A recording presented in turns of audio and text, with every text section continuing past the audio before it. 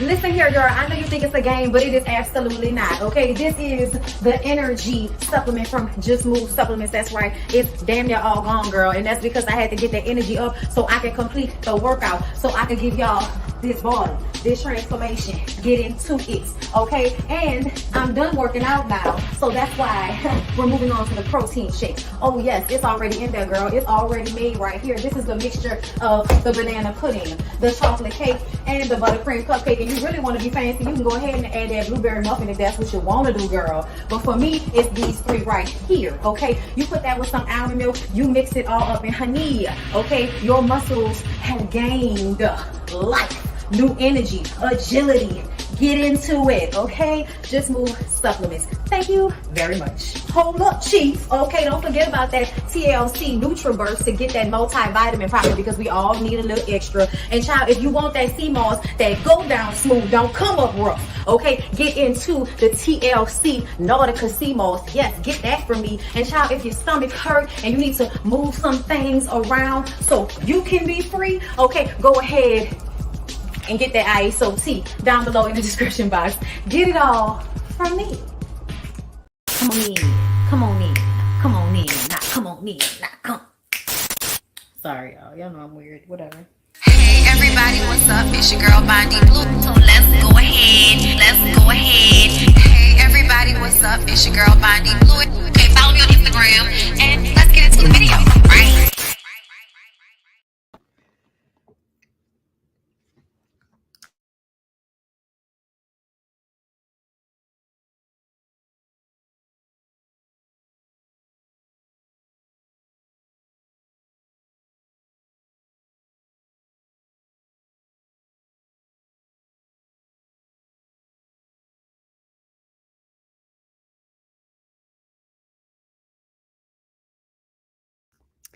Hey girl, hey. Hi, what's going on, everybody? We're back. We're back for another Now That We're Grown, featuring a thin line between love and hate. Okay, listen. But before we get into that, I wanted to put this up here. Okay, because listen. So what we're not gonna do is we're not gonna do the negativity in my comments. So let me go ahead and help you out there. Let me help you out. Okay. All right, let me help you out. Okay. Jesus. Okay. So, I mean, I can't even be on here for 2 seconds. I can't even be on here for 2 seconds, girl. Hey, y'all. Hey, everybody. What's going on? Do I have any moderators in the room just in case people want to get really gully today on this Good Friday? Jeez. If you are in the Dallas area, I'm going to be live. I am doing my first live show on stage since I was maybe in my early 20s. I want to say about 22, 23, probably when I did like one of my last like live singing performances. So yeah, I'm super duper excited about this, you guys. Women of Candor is a monologue show. Like if you think about the vagina monologues, you know, everybody gets up there and they tell a story that they've crafted from a real life experience. And so that's what I'm going to be doing. I'm going to be doing that. Okay. On Thursday, July 21st. So that is a week that the Ooh Ladies First panel will be off because I am in my girl Niecy's neck of the woods. So she will be there as well, hopefully. Okay. So you guys make sure if you're in the area, if you can, come through. It's going to be a really good show. It's not just me. There are a whole bunch of women, but you know, I definitely have been working on something that I hope it'll give what it's supposed to give. Okay. So don't forget. Okay. Now, girl, now that we're grown, a thin line between love and hate, girl. Listen, let me tell you. This one I thought was going to be far more simple. I really did. I thought it was going to be simple. You know what I'm saying? Like, he's a dog ass guy. You know what I'm saying? Like, but here, you know, and she's crazy. You know what I'm saying? We were doing that.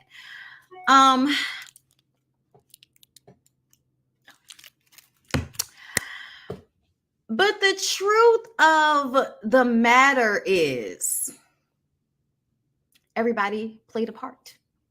And the foolishness and a thin line between love and hate. But you know the biggest cap? Okay, we want to talk about cap in my motherfucking comments. You want to talk about cap? Sales aren't cap. But what's cap is that a man will find a woman that will turn him into a good guy when he wasn't one the entire time. When he wasn't one the entire time, you guys, this movie ended on some bullshit for me. I'm going to go ahead and tell you the truth, girl. Okay? Because I feel like this movie made people think women are overreacting. Men are just having a good time and living life. You know what I'm saying? I mean, not listening to, cues like I killed my ex. Yeah, of course. Totally ignoring I killed my ex. Like totally ignoring that for some pussy. Yes. But they made it seem like Regina King came from the military and just changed him. Okay, he is a better man now because Regina King came back from the Marines.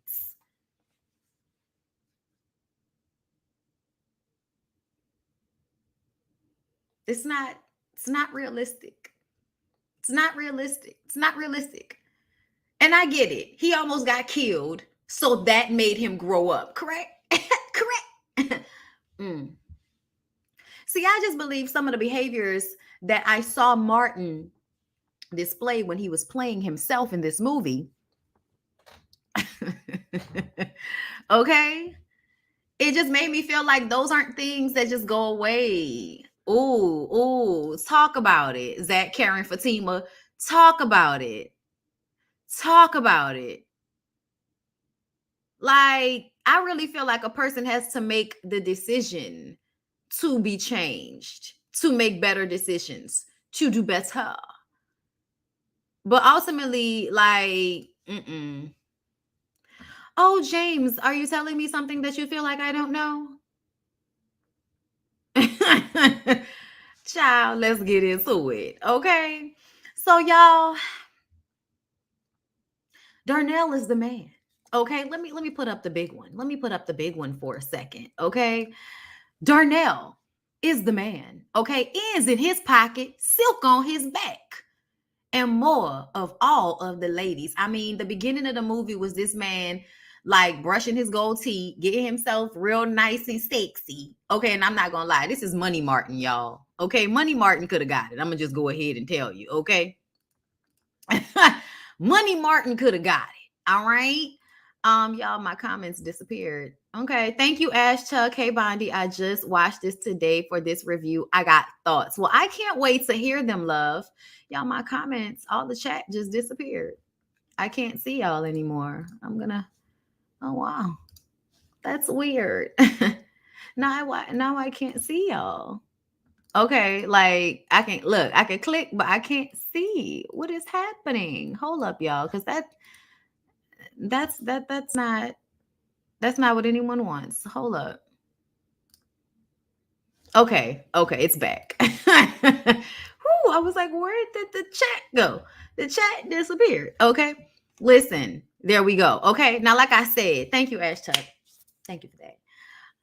Martin starts off this episode.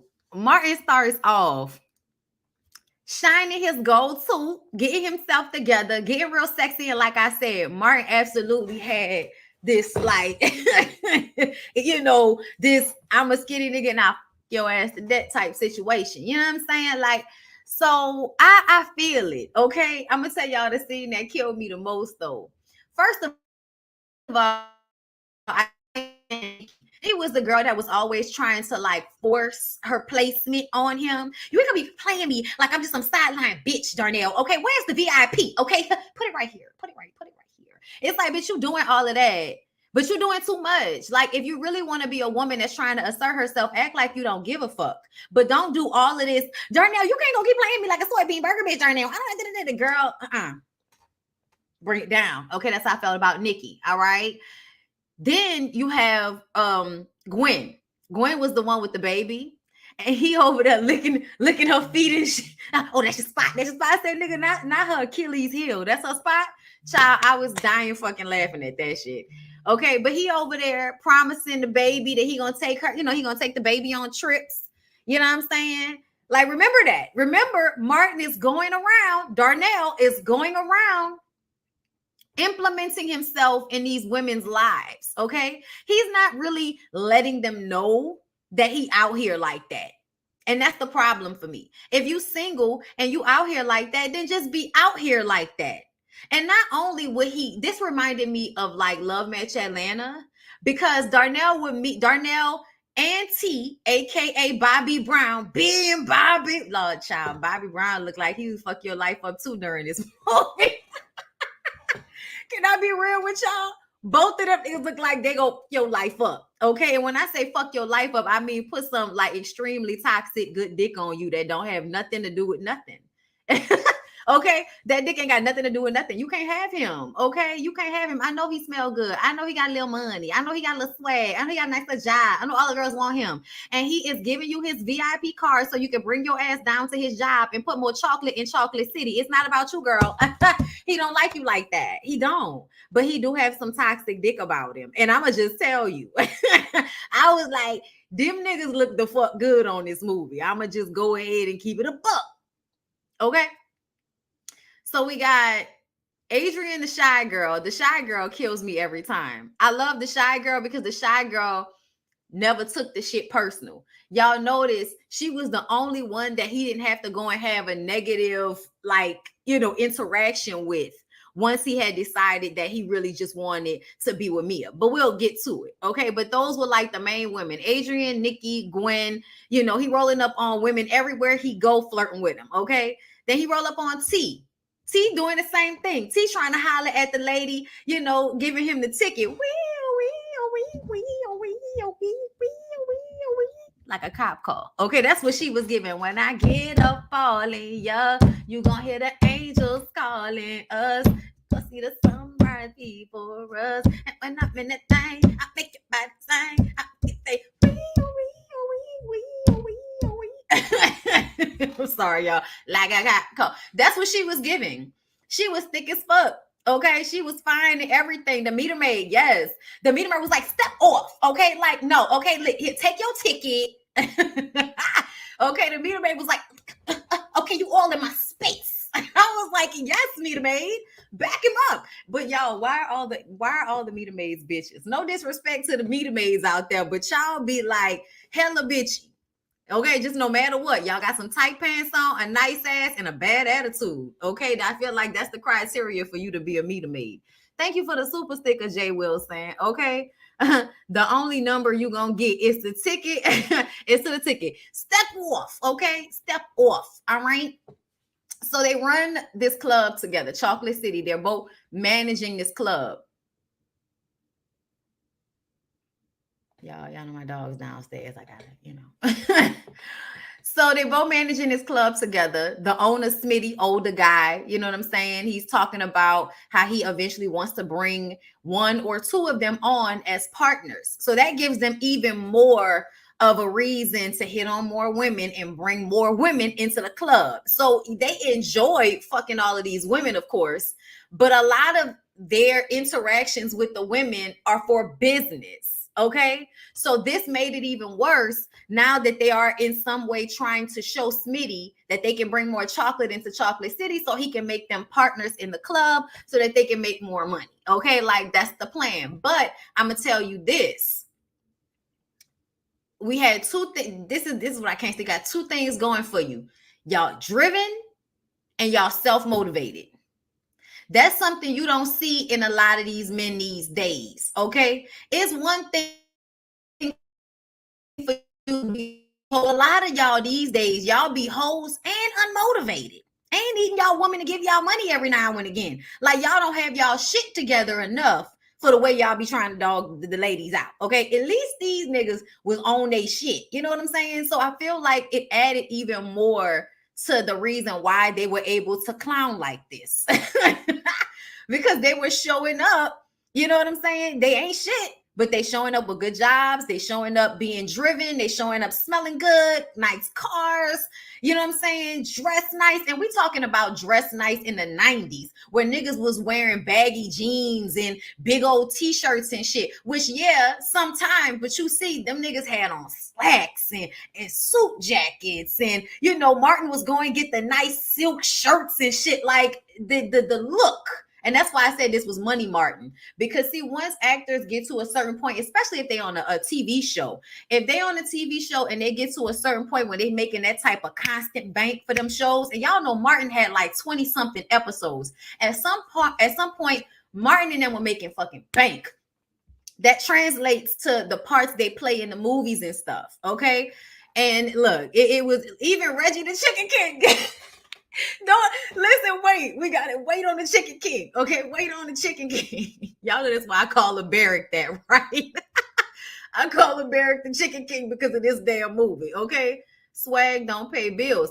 Yes, it doesn't. But these niggas had money, so they was paying bills. You see what I'm saying? So like, that's a whole nother thing to add to it. It's when you meeting a man and he giving you a card to come down to the club he managing, and you get there and the nigga, the man in the club with the silk button, you know what I'm saying, down on, and the slacks that fit nice, dick print. You know what I'm saying? Like it was a vibe. Okay, I could totally understand like how Martin, Darnell, and T were able to just thrash all through the hoes, all through the ladies, all through the women. Okay, let me do better about that. Okay, because I speak that talk because I speak that talk. But y'all know how I feel about the women's now. You can call them what you want to call them, but don't be out here disrespecting people. I'm not a fan. Okay, and they absolutely came at the women a certain way. I think the funny part is that they did like a version of that Shy Brother shit from the 5 Heartbeats. You know, one dude walks up and acts like an asshole. And then, you know, to make the other guy look good who comes up behind him. It was almost like they didn't even have to communicate that that's what they was about to do. Okay. So they leaving out of the club and they see Brandy. And Brandy is, you know, y'all, this is Lynn Whitfield in her prime now. This is Lynn Whitfield, you know what I'm saying? Still skinny, in good shape, girl. I mean, y'all know Lynn Whitfield still look good, but you know the difference between Lynn Whitfield in her 30s and 40s and Lynn Whitfield in her 60s, okay? But yes, baby, okay? When Lynn Whitfield was giving you, you know what I'm saying, seductress, okay? I don't care. I'm unbothered. I got my own money. I got my shit together. Ain't nobody worrying about you, nigga. Like, she giving you, I got my shit together, so don't step to me if you ain't stepping to me. Like, that's Lynn Whitfield's whole vibe this movie.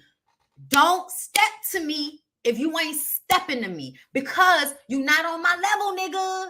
You not on my level. You know what I'm saying? So put that into perspective, that he saw her as somebody to conquer. He saw her as somebody to conquer, okay? Especially because she wasn't giving them no play. You know what I'm saying? So like I said, they leave the club, they see Brandy. T tries to holler, and when she doesn't respond, he like looking like a stuck-up Barbie doll. I'm like, how you gonna try to shade me and call me a Barbie doll at the same time? Boy, fuck you. You know what I'm saying? That's how I feel. Darnell comes in and apologizes and tells her not to let, hey, Miss Lady, bitch. I'm sorry, he didn't say that. But he was like, hey, Miss Lady, don't let nobody steal your joy. You know what I'm saying?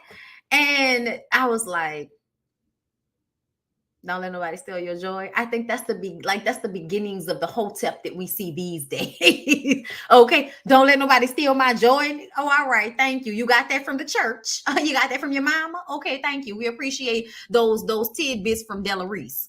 Child, we gonna get to his mama because I have issues with Della Reese in this movie, girl. He invites her to the club. She declines. No, thank you. Okay, I don't often come in this neighborhood. You know. He drops the VIP card in her window before she rolls it up. But the way she was looking at him, you know what I'm saying? She was giving him that look that, you know, women have this thing about themselves that if we don't want your energy or your attention, we don't make eye contact.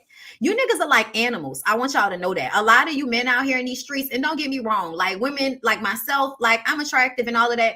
I know that. Okay, got you. I like attention from people I want attention from. I don't want attention from every fucking body.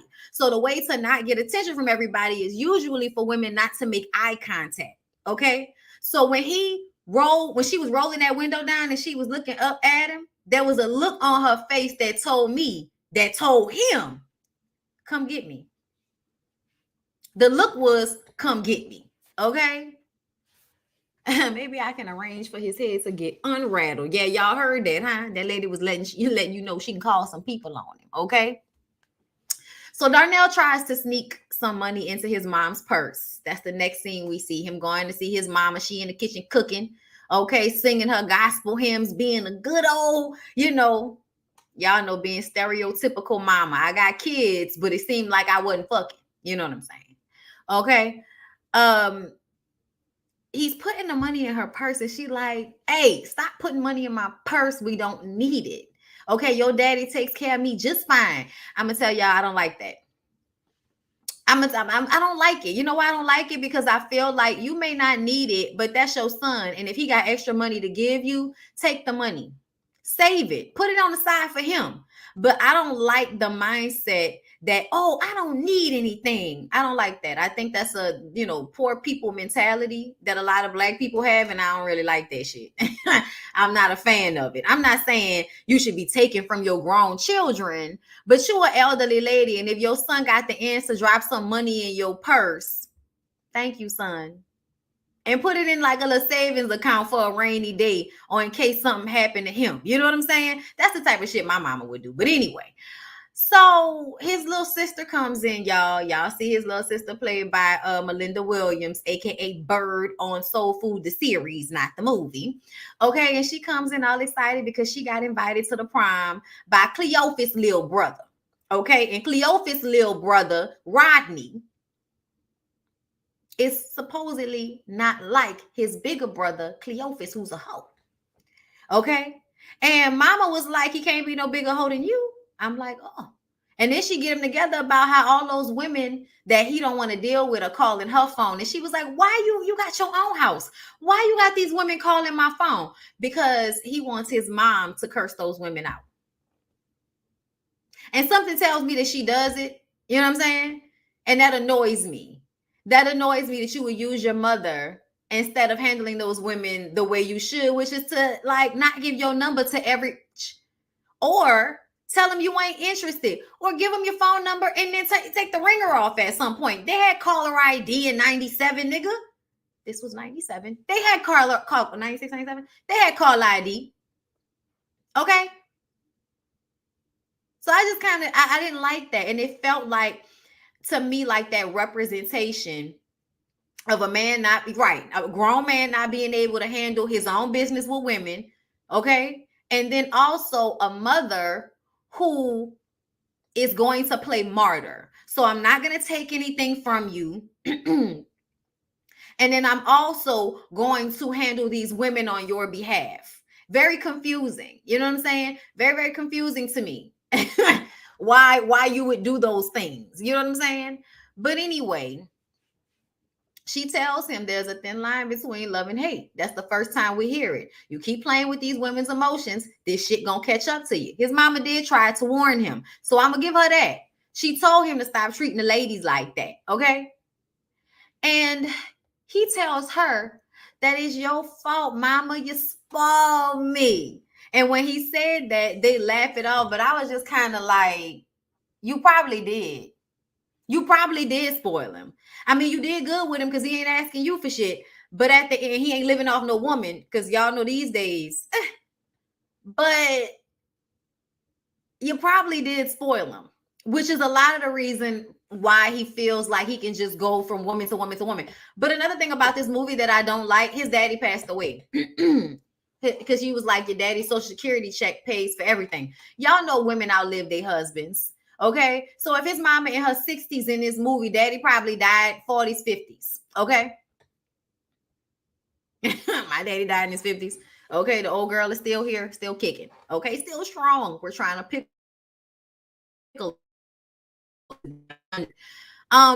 So yeah, I was looking at this situation and I was like, in real life, for him to be a womanizer like this, he would have had other issues. It wouldn't have just been this simple. Oh, I came from a good household. I came from a good family. And I just so happened to like to slut around in this very toxic in feverish manner. Like, let's be real.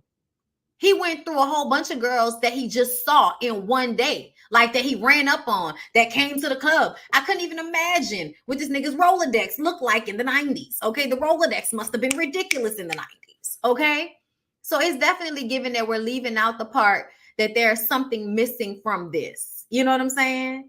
Oh, I know your uncles used to do the same thing, letting your grandmama handle the business with the women. Yeah, not a good thing at all. Because I feel like it often puts the mother in the position of the main woman. And that's what niggas do. They want to let you know that they're not really ready for any type of real commitment in a relationship with a woman. So they put their mother as the main woman in their lives so that she can warn off these women, which is so pussy, for lack of a better term. Like, it's cowardly. And it shows a lack of integrity. It shows a lack of backbone. Niggas talk a lot of shit. You ready to get into a fight with a big ass nigga in the club, but you can't simply tell a woman that you no longer interested. That's that hard, huh? And I think it's because niggas think that everybody's gonna act like Brandy. Everybody's not gonna act like Brandy. A lot of them women don't even want to be bothered with you, okay? And when he let all of them other women go, what they did? You ain't shit, Darnell, fuck you. You know what I'm saying? And they stepped off and it was over with. You had your initial reaction and then them ladies moved on. For the most part, most women gonna move on. But you niggas always want to try y'all luck with the women that keep telling y'all I ain't the one. Y'all see it as a challenge. Okay. So y'all, Darnell works the club. All his girls are in attendance, wanting attention from him. But he's sliding on through them. You know what I'm saying? Girl, I can't dance with you right now. What you mean, Darnell? You can be like, listen, Nikki, I'm going to dance with you later, bitch. Damn, calm down. I'm at work. So the club is hot. And then Brandy comes in. I thought you wasn't coming, bitch. Thought you ain't come to this, round this way. Thought this wasn't your area of town, Brandy. That's what you told us. And here you are, floating up in through the black club. Okay? And honestly, you ain't just come to check out the club, bitch. I saw the way you looked at that man. Okay? You looked him in his eyes like you was like, oh, so you want me to fuck your soul. Like, that was the look she gave him, like, you think you want this? Oh, you think you want this? Okay. Okay. Listen, she warned him many times. We're going to get into it, okay? So he goes over to her, tries to holler, I'm glad you came to see me. She was like, I ain't come to see you. I came to see the club. So he like, let me buy you a drink. Let me get you something. And she says, listen, I don't know what you're selling, but I'm not buying. This is what I like to call classic, playing hard to get. You playing hard to get because, in essence, if you didn't want his attention, you would have never came. Okay? So you do want his attention. All right? So she walks off from him. And I like it. I like this little type because you got to get these niggas something to, you got to get these niggas something to, you know what I'm saying? They need to feel that. They need to feel a little, okay? To me, if you can't deal with two initial rejections, then you don't deserve to fuck with me. That's just what it is. Like, I'm gonna just go ahead and tell you, most people have, like, tried to date me for a while before I would actually go on dates with people. Like, that's just, I don't know. I don't like people, but you know what I'm saying? So I feel like you got to try a little harder. And I like that she, you know what I'm saying? She gave him the, yeah, I know you want it, but yeah, I know you want me, but you know what I'm saying? I know you like it, but because I'm a flirter now. I'll flirt and leave you high and dry, girl. I'm good for that. And okay, she was making Darnell chase her. Yes. And we love it. We love it. The girls love it. You know why? Because stereotypically these days, you young women don't know how to make these niggas chase y'all. Y'all don't. Y'all don't do it. Y'all supposed to, but y'all don't do it. Y'all just be like, nigga, give me the dick. And then leave. And then he give you the dick and you be like, don't leave. Okay. But anyway, so T and the rest of the homeboys clown him because Brandy shunned him. You know what I'm saying? And T says, and this is when it starts, T says, I bet you $10 you can't hit without saying I love you. She the type of chick you gonna have to say I love you to the fuck. Meaning, she's the type of woman that's going to make you work for it. Because she's going to make you work for it, she's going to feel like you really want to be with her. So you're going to have to make her think that you really want to be with her in order to fuck her. And see, you only a player if you never really have to make those types of promises and still get that reaction out of a woman.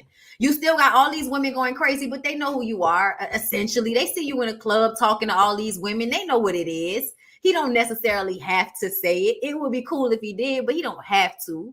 Okay? But in this situation, T was basically telling him, you're going to have to trick her in order to fuck her. And he felt like, nah, nigga, I got the gift of gab. I ain't got to tell her I love her. I ain't got to trick her to get it. But see, Brandy is a formidable opponent. Okay? A very formidable opponent. And see, most men can't handle women like Brandy. Okay? Most men can't handle a woman. She's successful in her own right. She's confident. Okay? She doesn't need anything from you. And she has enough self-awareness to not be thirsty for you initially. So she did a lot. Y'all, she did a lot for him to work for it.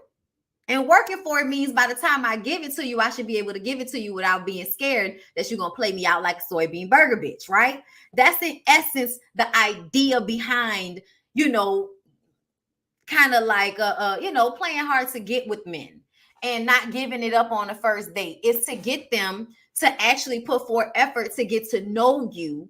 And you know what I'm saying, want you on a different level. And then when they have sex with you, then it's like, okay, then if you was fucking with me on conversation, if we was having a good time together, if we was having fun, and then I put this pussy on you, then it should be sold up. Okay, that's how women are thinking. But no, men are thinking, I can just be patient. I'ma just be patient. I like this chase shit. She's sexy as fuck. I want to fuck her. So I'll chase her. I'll chase her for a nice little bit. I'm going on dates with her. And see, a lot of men, and this is what I noticed about him in this movie, Darnell really liked the fact that she was teasing the fuck out of him. Because a lot of the women that he came into contact with was all over him. So the fact that Brandy came in and yeah, she giving you a little bit, she going on dates with you and shit, but she's still like kind of playing hard to get and making you work for it. And he liked that. He liked the chase. But the thing about it is, you can chase all day, but if you ain't really feeling a woman because everything you're doing is manipulation, you get it, and she sold in because she thinks she's seeing the real you, but she not, and she not. And then once you get it, now you've done it, and you don't want her anymore because all you really wanted was the sex, and now you got that, so you can move on. But see, some women can't take that shit, and see, that's the problem for me, and why I feel like you can never really compare women to men when it comes to these things. I feel like people always try to act like because there are ratchet ass females out here, or because there are women who have been taken advantage of and don't know how to see see themselves as anything other than transactional in relationships. They handle you niggas like y'all handle women, and y'all don't like that shit. But I want y'all to know that the Brandys and all of these beautiful women throughout this movie in the 90s that was playing this little cute, sexy, classy game with y'all, and y'all dog these women out, that's why you have city girls now. You have city girls because there was a generation of women that did everything y'all told them to do. They went to college. They took good care of themselves. They worked out. They, took care of their man. They didn't care if he had money. All of that bullshit, right? And them niggas still dogged them women out and took all kind of liberties with their emotions, just like Darnell did with Brandy. And I believe that this movie is basically like the microcosm for how black men turned black women into crazy city girl bitches. Like no disrespect, but this is y'all fault. Y'all did this shit. And I feel like this movie perfectly depicts how, yes, we all play a part. We all, we all can see what's going on here, but only one of us is really trying to manipulate the other person just so we can eventually throw them away. And that's the difference. When women use manipulation to get a man, they're usually not trying to get that man so that they can throw him away. They're trying to get him so that they can lie. Men, on the other hand, are trying to procure women and lie to them and all of that just so that they can throw them away after. There's a difference. And people act like it's the same and it's not. You know what I'm saying? At least to me. And there's always a case by case situation. You know what I'm saying? There's always case by case situations, y'all. But I feel like, generally as a whole, I feel like women intentionally like manipulate to keep men and to have the dream with men, whereas men are manipulating women so that they can have sex with them and then discard them later. So a little different, not a lot, but yeah, a little different. Mom mentions that Mia is coming home, and then he kind of perks up. I forgot to mention that too. So we're gonna meet Mia in a minute. Hold up. Here come Mia. Okay, Mia walks in a club with her cousin Peaches. Okay, Peaches is angry. Y'all, Peaches still look the same. I ain't seen Peaches in shit else, but I saw Peaches do an interview. I forgot who it was. Candy Coated Night Shot, somebody. And Peaches looks exactly the same. It is incredible. She looks amazing. Okay, but either way, Peaches is the angry. She's the Pam. She's the angry black woman. This nigga ain't shit. I ain't got time for this. And I hate that y'all would do this. Martin always needed to put a Pam, as opposition. And the reason why y'all put these women in the situation is because these are the women that can see y'all. These are the women that know y'all ain't shit. These are the women that know that their friends can do better. These are the women that know that, ain't nobody should be wasting time with men that are playing with their feelings like that. And we can see that this nigga is playing. Okay. But what they do is convince y'all that these women are bitter and just hating. And they use examples of women that'll sleep with your nigga after they tell you that he ain't shit. Because there are women like that. Like, we know them. But not nearly as much as there are men who are just trying to get the smart friend away from his old girl, from his old lady, because she's telling her friend the truth. This nigga ain't shit. Okay? Yeah. Peaches knew it from the gate. You know why? Because they probably had already done this. Darnell has probably already fucked over Mia before Mia went to the Marines. Okay? That's why when he pulled up with all of the smiling and shit, here come this nigga. And Peaches is probably the one that Mia would sit on the phone and cry to about Darnell back in the day. Pumpernickel, thank you for the super chat. Hey, Bondi, speaking straight facts, it's the nature of courtship. It's giving the man room to see what it's hitting for, so you can see if his level of investment. Yes, thank you so much. Thank you so much for putting it in that eloquent way. So there's some feelings there for sure between Mia and Darnell, because he asked her to promise that she gonna save a dance for him. You gonna save a dance for me, Mia? And she just kind of looked at him, and she doing the same thing. That was the same look that Brandy gave him when she was rolling that window up on him.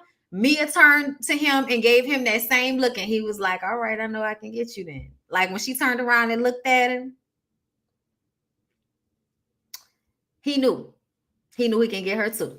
He just had to wait. But see, he felt differently. You know what I'm saying? So he wasn't going to handle it in the same manner because he actually loved her. He actually had, feelings connected to her from childhood and all of this type of shit. Okay. This is setting up the idea that players can be fixed by the right woman, which makes every woman feel like she's the woman that's going to fix the nigga, and ends up getting played and dissed like all of the women before her, ignoring this nigga's whole facts. Okay, ignoring it completely. And we do that now. Like, there is such a culture of women totally ignoring like stories about men. Okay, like the first thing that comes to my mind, Blueface and the Krishan girl. Okay, Krishan, he was terrible before you got with him. First of all, Cam Newton and Jazzy, terrible before you got with them. There's so many of them, and it's crazy when you like watch women. Oh, Young Berg, I didn't even know Tink goes with Young Berg. I was like, why is any woman on earth that is aware of this man's whole facts, meaning you can Google Young Berg and find out about the times he has pistol whipped women, beat respected the shit out of Hazel E after fucking her for years, got online and said that Tiara Marie sucked his dick in an alleyway. I mean, does so much to degrade, to denigrate, to just shit on women in general, to the point that you can tell that he has a terrible disposition and energy towards women. And yet still there's a woman out there that wants to be with him. And this is exactly what I told Jamie in the DMs. I told Jamie this in the DMs. Tink must need new song material.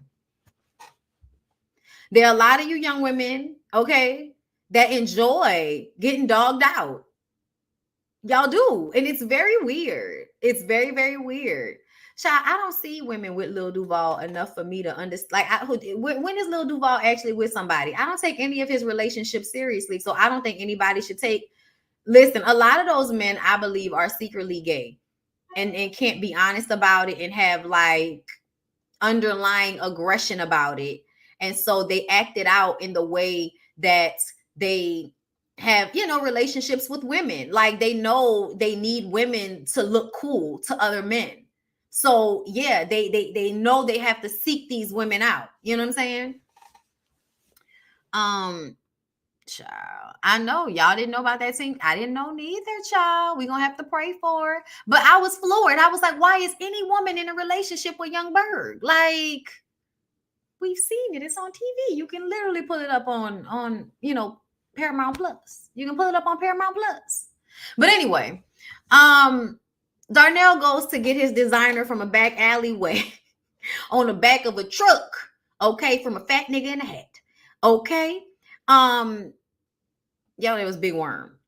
And dude was like, Darnell, I could give you these shirts for the low if you hook me up with this girl.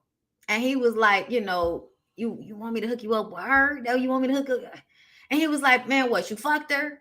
He was like, nah, I ain't fuck her. He was like, oh, but she sucked my dick though. He was like, yeah. But you know, that was in her past. That's in her past. So 2 things from this.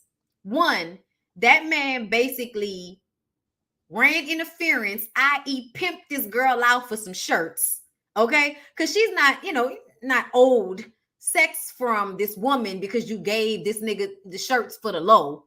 But it is, in fact, I feel like indicative of the way men view women as a bargaining tool, as something they can use as currency. Just hook me up with this girl and I'll give you these shirts for free. Using women as a motherfucking currency. Okay? Come on now, y'all. Pay attention. That's crazy. On top of the fact that they'll tell you that a woman being a city girl or a hoe is so terrible, right? Dude was like, that's her past. Meaning that they want your ass bad enough, it don't matter what your hoe facts look like. Okay? Something we've learned. And y'all see Darnell was buying all his designer silk shirts from a back alley. Okay. But y'all, that was the late 90s for you. If you could get it for the low, why not? So T and Darnell talk about Nikki doing too much, claiming Darnell in the middle of the club in front of, you know, Mia and Brandy and all of the other women who were in the club that he trying to fuck with. So he was like, take her ass off the VIP list. And I was just like, you know, like delusions of grandeur out this motherfucker. But you know, if Nikki wasn't so thirsty, he wouldn't be able to play her out like that. Okay. So they take her off the VIP list. T asked Darnell, what's going on with Mia? She looking fine. And Darnell was like, say, fuck you, T. Meaning, don't play with me. You play with me if you want. Don't play with me. All the rest of these girls we share. Don't play with me, T. Okay, that's the messaging I got from that. All right. T says he should be worrying about the mystery woman, which Darnell says, I'm on it. And then we see Darnell and Mia chilling at her place, okay? And she's trying on her Marine outfit for him. And I'm like, yeah, bitch, you putting on your uniform for him? I feel like Mia was playing mad games, y'all. Mia was playing mad games, but she played to win. Let me tell you how I feel like she played to win. She knew he was going to be there. And every time she was doing something with Darnell, the Chicken King shows up. Why you keep telling the Chicken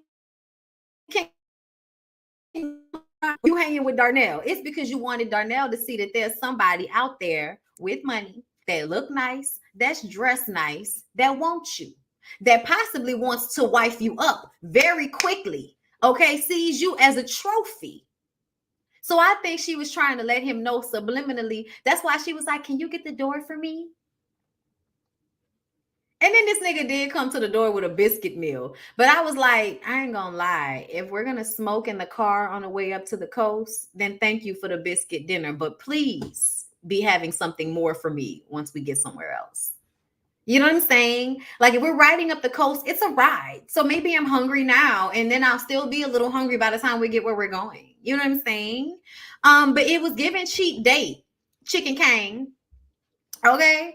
But either way, you know what I'm saying? He goes to the door. He was like, bro, can I help you? Like, nigga, you know what's going on. Like, let the man in. Yeah. Darnell called him the chicken delivery man. That shit was so funny. Who the fuck's delivering chicken? Okay. But anyway, he had to let him know, my family owns chicken fixins. Okay, we own, what he said, we own 60 chicken fixins, okay? All up and through the California area, okay? So he's rich and he's coming with a biscuit meal and a Porsche. Child, that shit was hilarious, okay? But Mia was playing a game. Mia was playing the game too. And I feel like we wasn't really seeing it because we weren't seeing it from her viewpoint. We were only seeing it from Darnell's viewpoint, but Mia was playing games. But here's the thing about why Mia was able to win. She acted like she didn't give a fuck. And this is what I want women to take with them. Give these niggas a hard time. And when I say give them a hard time, I mean make them work for what you want to give them. It's called discipline. You want to give them the world. You want to give them all your good pussy. You want to cook meals. You want to clean up. You want to pack bags. You want to fold clothes. You want to make their little apartment, you know, a home and all of that type of shit. Make them niggas work for that shit. Play hard to get. Even when you in a relationship. Y'all, I've been with the same nigga for a long time and this nigga still hears no every now and again. Okay? I just be gone sometimes. You gonna miss me. What's going on? Oh, you miss me? What's going on? I'll see you when I get home. Okay? There has to be a little chase. There has to be a little, you know what I'm saying? No matter what in a relationship. Keep that in mind. Keep that in mind. Because you get comfortable with somebody and you feel like you can give them all of everything of you. And then you end up noticing an imbalance when you do that. So remember to pull back sometimes. Discipline yourself that when you look around and feel like, wait a minute, I need this and I don't have this. I want this and I don't have this. And I mean within reason. Meaning, don't be out here looking for niggas to do shit for you that you can't do for yourself. I feel like that's a golden rule. Okay? But if you want somebody that have more than you have and you're trying to procure that, still don't put yourself in a situation to ever look like you need anything from them. Okay? I feel like the best thing women can do is to be unassuming when it comes to men, meaning that I'm not assuming anything about this situation until it has been vocalized to me otherwise. Don't think you're the girlfriend just because you fucking, and don't let him think you my boyfriend. None of that. I need more than that. I need more than that. Okay? I'm look. Lessons I have learned, y'all. You gotta keep pulling back. You gotta keep pulling back every now and again, even when you got them. Pull back every now and again. So y'all, Darnell rolls up on Brandy at work with flowers, interrupts her business meeting. She on the phone. This nigga walks in. You know what I'm saying? Shh. You know what I'm saying? Tell him you're gonna call him back. Nigga, I'm at work. Like, understand $1 million deals and you interrupting phone conversations with your little bouquet of flowers. Word? She was like, lovely. Have him escorted out, please. Loved it. Because how dare you? She was like, what were you thinking? How did you think you coming here was going to work? You know what I'm saying? And he says he hasn't been able to think about anything or anyone ever since he met her. And she says, oh, you think we met? You actually think we met? Oh, that's what you call your immature play? Letting him know that his game was weak. However, if his game was so weak, what you was doing at the club?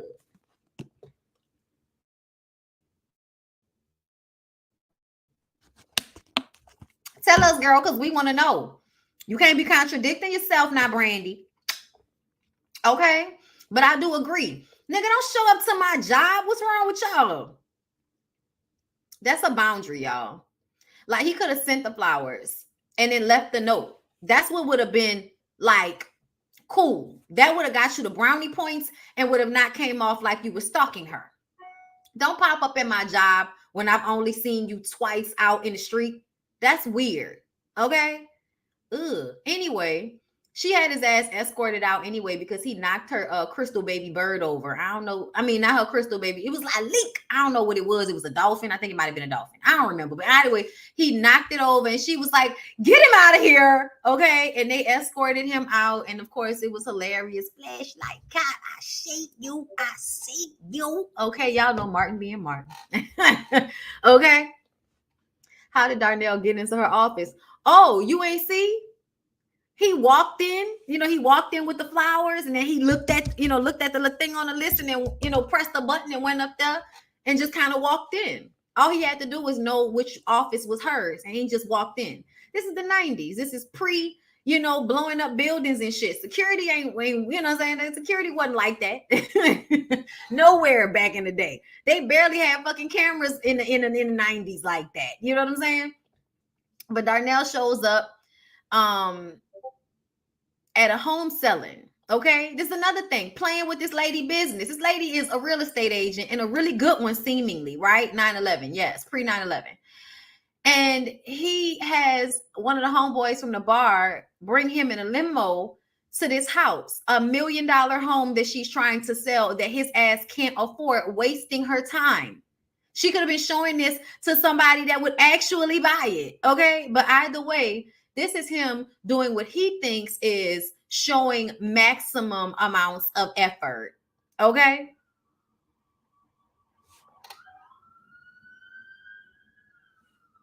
Okay. Because now I'm starting to feel like, yeah, I might cross my heart, but there's a woman involved in this. So we're going to circle. Okay. We're going to circle and bring it across. Okay. Because, I believe in the law, but I don't like that y'all leave women out of the Lord. Okay. So I refuse. You change your own things about these things. Anyway, so yes, Darnell shows up at a home that Brandy is selling, wasting her time. She shows him around the home reluctantly, but he has a crystal baby bird waiting for her in the master bedroom on the mantelpiece. And he wants to take her out to dinner. And she says, listen, I have an MBA from Harvard. I run my own business. There's nothing you can buy for me that I can't buy for myself. So please, don't waste my time. This was like your first to second. I'm gonna say it was your second warning. I don't think third. The first was when she told you that she wasn't buying what you was selling at the club. And when she rebuffed you initially. But I'm gonna let that slide. When you showed up to her job and she had you escorted out, that was your one. Now you didn't showed up here and this lady done told you, I'm not for the games. I don't play games. Okay. She asked him, what kind of game you playing? And he says, listen, when I came at you direct and honest, you wouldn't give me the time of day. So now what game are you playing? And that was a gotcha because she was playing hard to get and she knows that. That's why she sat down and started laughing because she did want to date him. Okay. They was both ignoring each other's signs at this point. Okay. But to me, this was all predicated on him wanting her because he couldn't have her because she was someone that was, a challenge for him. And because he was trying to win $10 from T. Let's not forget. Okay. Meanwhile, this is a woman that's trying to protect her heart because she doesn't want to be hurt again. And this man is putting forth maximum effort and pressure to take her out and let her know he's interested in her. Y'all, that's really fucked up. I want y'all to understand that because I feel like everybody glazed over how much effort he put into making her feel like he was really trying to fuck with her on a real level. We're going to get to it because there's more things he did to me that made him more of the antagonist than she was. Because they tried to make it seem like, of course, she's the bad guy. But no, it was him. It was him. Okay.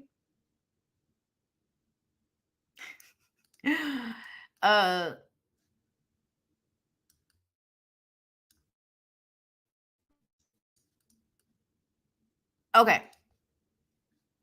They start dating. Okay.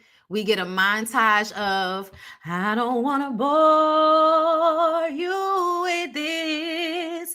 Oh, girl, I love you. I love you. I love you more and more.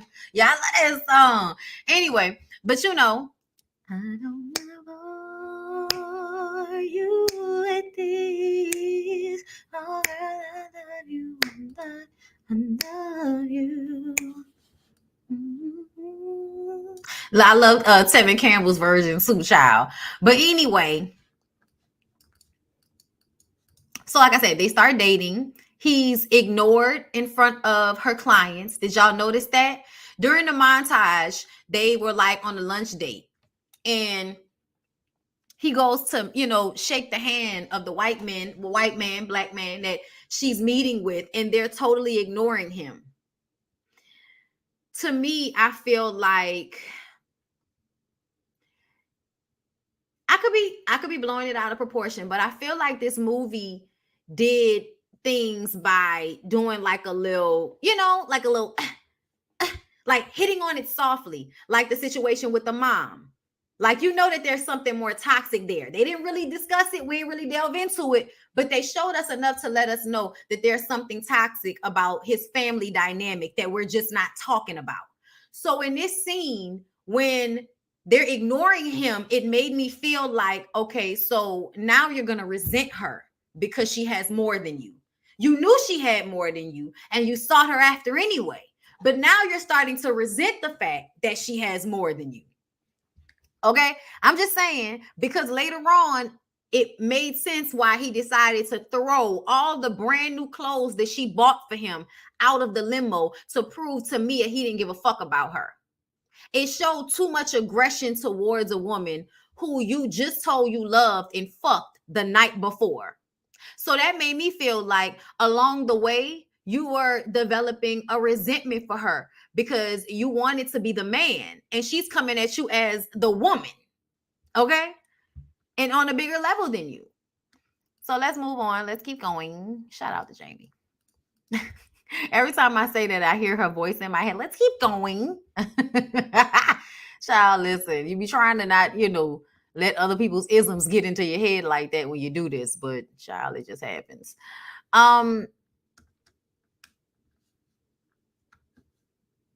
He's taking her to get fried fish in the hood, making her laugh. Okay. So that was another thing that I paid attention to because I feel like that happens a lot. Thank you, Marvetta, for the Cash App.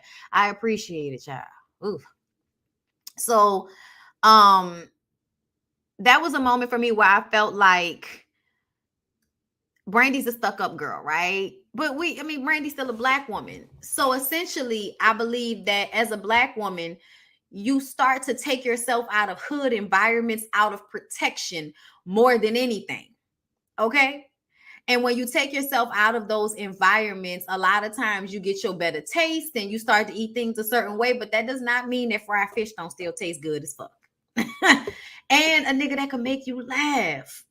That's how they'll get you. That day when they was riding around in his car and he getting her a plate of food and, they just a little grease, you know what I'm saying? And she laughing and just having a good time. Those are the moments that the nigga's getting her, but he's getting her with shit that's lower than her level, right? Like, and it's not like a bad thing, but it just kind of shows that she in some ways was having to lower her expectations and her standards to be with him. Okay. So then they go horseback riding and his face meets the dirt. This is another moment where Brandy is showing herself extremely impressive. And I believe they didn't show it, but I think he felt like some type of jealousy or resentment because he falls off the horse. He doesn't want to try again. And then she's trying to teach him how to do it. You know what I'm saying? And yes, the moment really did seem sexual, but she was just trying to show him how to get back on the horse. She was like, if you don't get back on the horse, you're going to create like a mental thing in your mind about it. This is somebody that just understands something in a way that you don't. And she's just being forceful with her opinion about it. But they made it seem more so that they can let it be seen to him how it was coming off to him more so than what it really was. Because right after he, was kind of like, damn, you know what I'm saying? Because she was like, come on, you got to try again. And he made it seem like she got strong arm on him or something like that. But then she's like, let me get the, the dirt and all of that off your face and out your beard and everything, like the soft thing. And he liked that, right? So you see like this back and forth thing that's happening between the two of them. And when she's trying to teach him and he get behind her and he makes it sexual. And I was just kind of like, that's a turn off. That's a turn off. And it's a fine line, because as a woman and as a sexual creature, baby, if me and you have sexual chemistry, I do want to feel the sexual chemistry. But I also don't want to feel like every interaction is about you trying to fuck me. That's annoying. It makes me feel like you don't have any real interest in me. You know what I'm saying? It makes me feel like you just want me for sex. And as a woman, that doesn't feel good, because you're doing all of this other shit. If you just want to fuck, say you want to fuck, and I'm going to tell you whether I want to fuck you or not. And then that's that on that. But you niggas don't want to take no for an answer when women don't want you. So you try to endear yourself to them, to trick them into thinking that you care about them, because you know that women love to feel wanted. Women love to feel wanted by somebody. That's why niggas throw their best mac at the beginning, because they know what you need to get you, right? But once they get you, they don't care anymore. And that's the fucked up part, because now you basically manipulated her. Everything you did was out of manipulation. Not because you liked her, not because you cared about her, but because you wanted to fuck her. You know what I'm saying? So hold up, y'all. Let me turn these notifications off. I don't wanna bother you with the. Oh my God, how do I make it so that I stop hearing that little thud every time somebody does something in the Discord? Because it's irking me. Y'all hear it? I can't figure it out right now, so you know what I'm gonna do? I'm gonna mute. Y'all can still hear me, right? Okay, I'm just gonna mute. All right. Sorry. Y'all know what y'all can do. Is 553 of y'all in here. So do me a favor really quickly and let me get a little sip of my water or whatever. Like the video.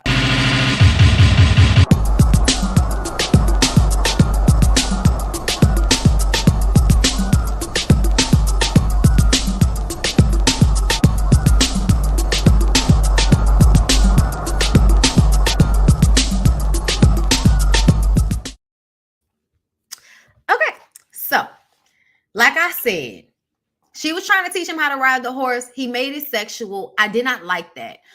Because to me, as a woman, I become hypersensitive to men sexualizing me. It makes me uncomfortable unless I am sexually attracted to that person and giving them that energy back. If I'm giving you that energy, and I feel like a lot of times women will give men that stare that we saw Brandy and Mia give him, because you want to be pursued. Yes.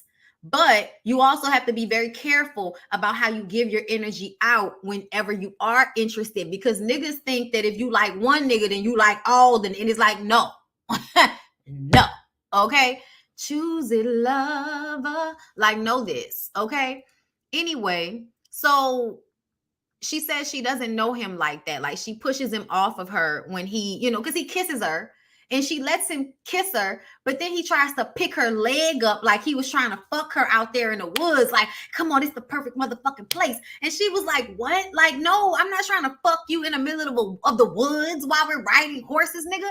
No. Like, it's just no. Like, this is how you can tell that he was immature and that he really didn't, like, have the Mac that he needed for a woman on her level, because you supposed to go on this date, have a nice time. You were supposed to get a little kiss from her, make her moist. You know what I'm saying? And then you were supposed to pull back. And then you were supposed to take her out to dinner and try to fuck her then, not in the woods like a hoe.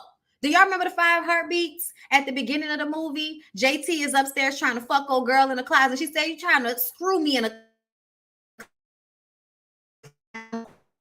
because that's how women will feel, especially if they don't feel safe with a man. Shout out to Jazzy, okay? Because there's a level of that that's true. If you feel safe enough with a man, you'll do freak nasty shit with him, but it has to be somebody that you already have an intimate relationship with. What he was asking her to do was something that needed to happen after they'd already had sex the regular way, okay?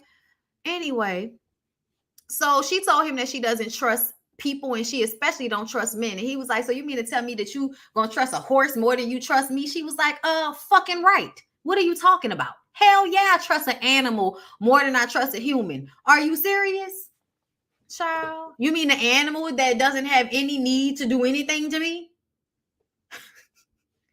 Okay, as long as it's fed, it's not gonna try to eat me. As long as I don't do nothing to it, the horse ain't gonna try to, trample me. You, on the other hand, a long game trying to figure out how to break my fucking heart while also putting your dick near my heart. Yeah, I'ma trust the animal a little bit more.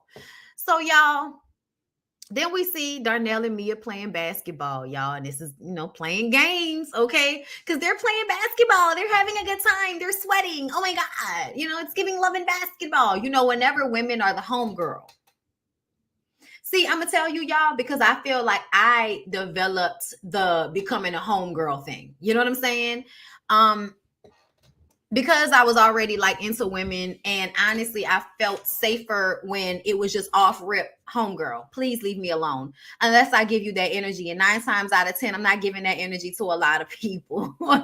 Like, y'all, it's just how I am. I'm weird like that, but I don't really like. I'm not into people as much as people would be into me. Even if you are attractive, like that doesn't like woo me one way or another. I'm very, very much about the energy and how shit feels to me on another level. So that's why people can't really come to me sometimes with the bullshit, because it takes so long for me to even get warm enough to allow you, close to me like that in that way. You know what I'm saying? The sexual way. Okay. Yeah. Stranger danger. Okay. But yeah, y'all, Darnell, I definitely took that attitude of being a part of, I want to be a homegirl. My best friend growing up was a dude. So I'm one of the girls that's going to play basketball, and that's going to, I had a lot of boy cousins. I'm going to climb the trees and all of that. And we going to talk about the girls and all of that shit. You know what I'm saying? Like, I definitely fell into playing that role. And when you play that role, what ends up happening is you don't want to ask a lot. You don't want to be nag. You don't want to be bothersome. You want to be cool. You want to be laid back. You want to make everything easy for these niggas. Like that's the mentality of the homegirl. Okay, you play it back until they make you feel like they deserve you, and then you give them every fucking thing, basically. Okay, which is what I think Mia wanted to do. I just don't think that's as smart. You know what I'm saying? Like, I don't think it's as smart as she thinks it is, because for me, what ends up happening is you don't get what you want a lot of the times, because you end up not being the one to say what you want. And also what I notice is that no matter how you say it, niggas always want to talk about women nag. You know what I noticed? It doesn't matter whether I up my voice a few octaves and talk really soft like the women do when they're trying to, be unassuming to a man. You can talk like that, or I can talk like this and just say what the fuck it is. And guess what? The response will be the same a lot of the times if it's something that they don't want to hear. So it doesn't matter how you say it. So it doesn't matter if you come across as the homegirl. It doesn't matter if you come across as the thought. If the nigga wants you, then you need to make sure that you pushing buttons. Okay? Like, nigga, I need a coat. Okay? Nigga, do you have a job? Do you have benefits? Do you have a car? Okay? Like, I need to press a button and that shit pop out. And if not, get out of my face. You know what I mean? Like, you really got to put your boundaries in place with these motherfuckers. And that whole homegirl thing is to relax boundaries. But it's I don't have any expectations. which reminds me of Carisha and Diddy, which is why I thought that was so funny when everybody wanted to, oh, you know, it's not that because you don't have any expectations. I was just like, bitch, I've had no expectations before. Your feelings still can get hurt, even with no expectations. You can still do too much with a nigga and then turn around and feel like you played yourself because you didn't have any expectations and they still took advantage of you. You didn't have any expectations. Played. Been there, done that. That's why I'm saying it. Okay. No expectations, my motherfucking ass. Bitch, you popping pussy and sucking dick. Expectations, my ass. You're sharing saliva and physical body with a nigga. Stop acting like there are only so many women that are gonna be able to have sex with a nigga and not really catch feelings. Carisha ain't that girl. Know that. No, she ain't that girl. Okay, most women aren't that girl. I mean, especially not in our early 20s or late 20s, whatever you want to call it. You might play with niggas who ain't really valuable to you like that, but you're not gonna play with no nigga with money like that. Like, especially not one that's attractive. If you're talking about one of them old niggas that you just trying to spend some time with so he can put $5,000 in your mailbox, okay, that's one thing. Okay, but if you actually with a nigga that's nice looking and an old nigga and you fucking him and he got money, yeah, girl, your feelings is absolutely expected, bitch. Your feelings is expected. Cut it out. But yeah, I'm sorry. Darnell and Mia playing basketball, her doing the homegirl thing, but then having Reggie pull up and making Darnell jealous. Okay, so he asked Mia if she trusts him, and she says, "Yeah, I trust you to do exactly what I expect you to do. I expect you to run around with a lot of different women, and I expect you to try to sneak money in your mama's purse." That made him feel the way. Oh, that honesty. That honesty. Y'all, that's how you get them. That's how you get them. It ain't no venom behind it. It ain't no negativity behind it. Yeah, I trust you. I trust you to do what I know you're gonna do. You know what I'm saying? And he couldn't even argue with it, but he felt the way because that made him feel like, damn, well, she don't have no expectations. That's low expectations. That means she ain't really thinking about a nigga like that. If she just, like, oh, you a hoe. You see how when women got your number and they let a nigga know, hey, I got your number, niggas all of a sudden getting their feelings. All of a sudden your feelings is hurt. Now, if the girl didn't think that and she thought that there might actually be a chance with you, then you wouldn't have felt no ways. Even though you still out here doing all of that shit. Niggas is fugazi as fuck, y'all. I can't stand it. How you gonna get mad? It's the truth. Okay? Anyway, hold on. Let me see what y'all saying right quick. I don't understand how can you be in any relationship without expectations? I don't. I think that's foolishness. Carisha has 2 kids with 2 different men. She is definitely not that girl. Do you hear me, Joshua? Do you hear me? Okay. Mary Sparkle's like, well, plus Diddy wouldn't have given Carisha the time he has if she wouldn't be expecting anything. Child, the way she the way she act screams, I have expectations. Okay, real bad. The quick shank to the okay, listen. Okay, can I put in a request? Listen, y'all, everything's on the list. It's just a matter of how I'm feeling, to tell you the truth. The homeboy or girl tends to get overlooked and doesn't make it out the friend zone. Shit. Not if you a sexy homegirl. I'm just saying, I feel like I don't know a nigga that put me in a friend zone. I put you niggas in a friend zone. And y'all need to stay there unless I say otherwise.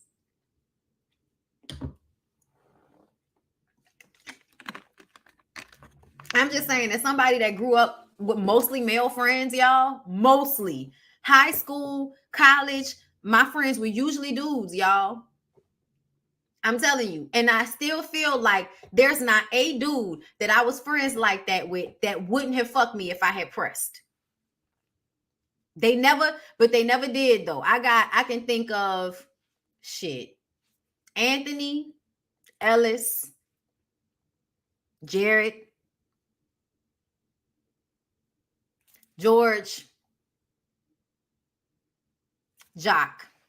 Growing up, 5 dudes that I've been friends with in my life. Okay. Whether, before, now, at some point. Okay. None of those dudes ever pressed me. Ever. One of them, we had a conversation, but it didn't happen because Lyric. Okay. And let's not forget, Lyric was also friend zoned. Okay. Ain't no such thing. Talking about hard to get out. Who? Shaka who? Okay. No, not the names. Yeah, because they good dudes. That's why I say they names, because they good dudes. Like, to me, that's respectable that you could be friends, feel uncomfortable even though you were fucking. Like, you know, of course, personality wise, eventually they might have thought I was too this, too that, whatever. But those were my friends, people that I counted on at one point or another.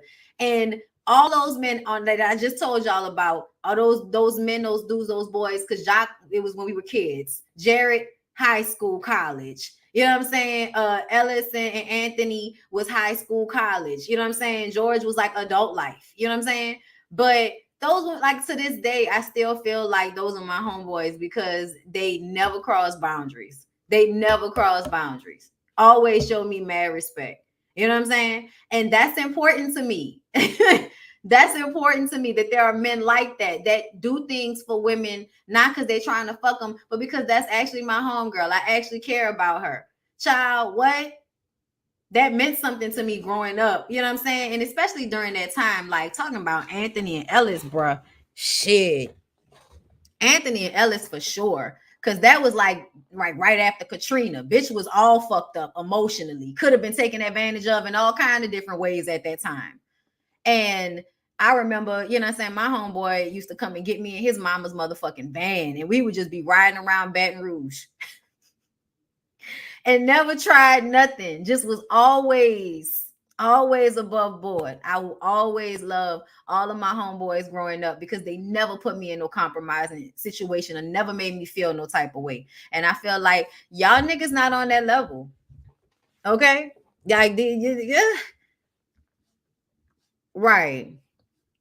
But I'm just saying, like, you know, you can't tell me that if I wouldn't have pulled somebody's chain at one point or another, like, you can't tell me that because I won't believe it, honey. I'm sorry. Okay. Listen. Okay, I may not be everybody's cup of tea, but it's hard not to love a bitch if you love me. Okay? And those niggas already love me. Okay? So, y'all, funny shit.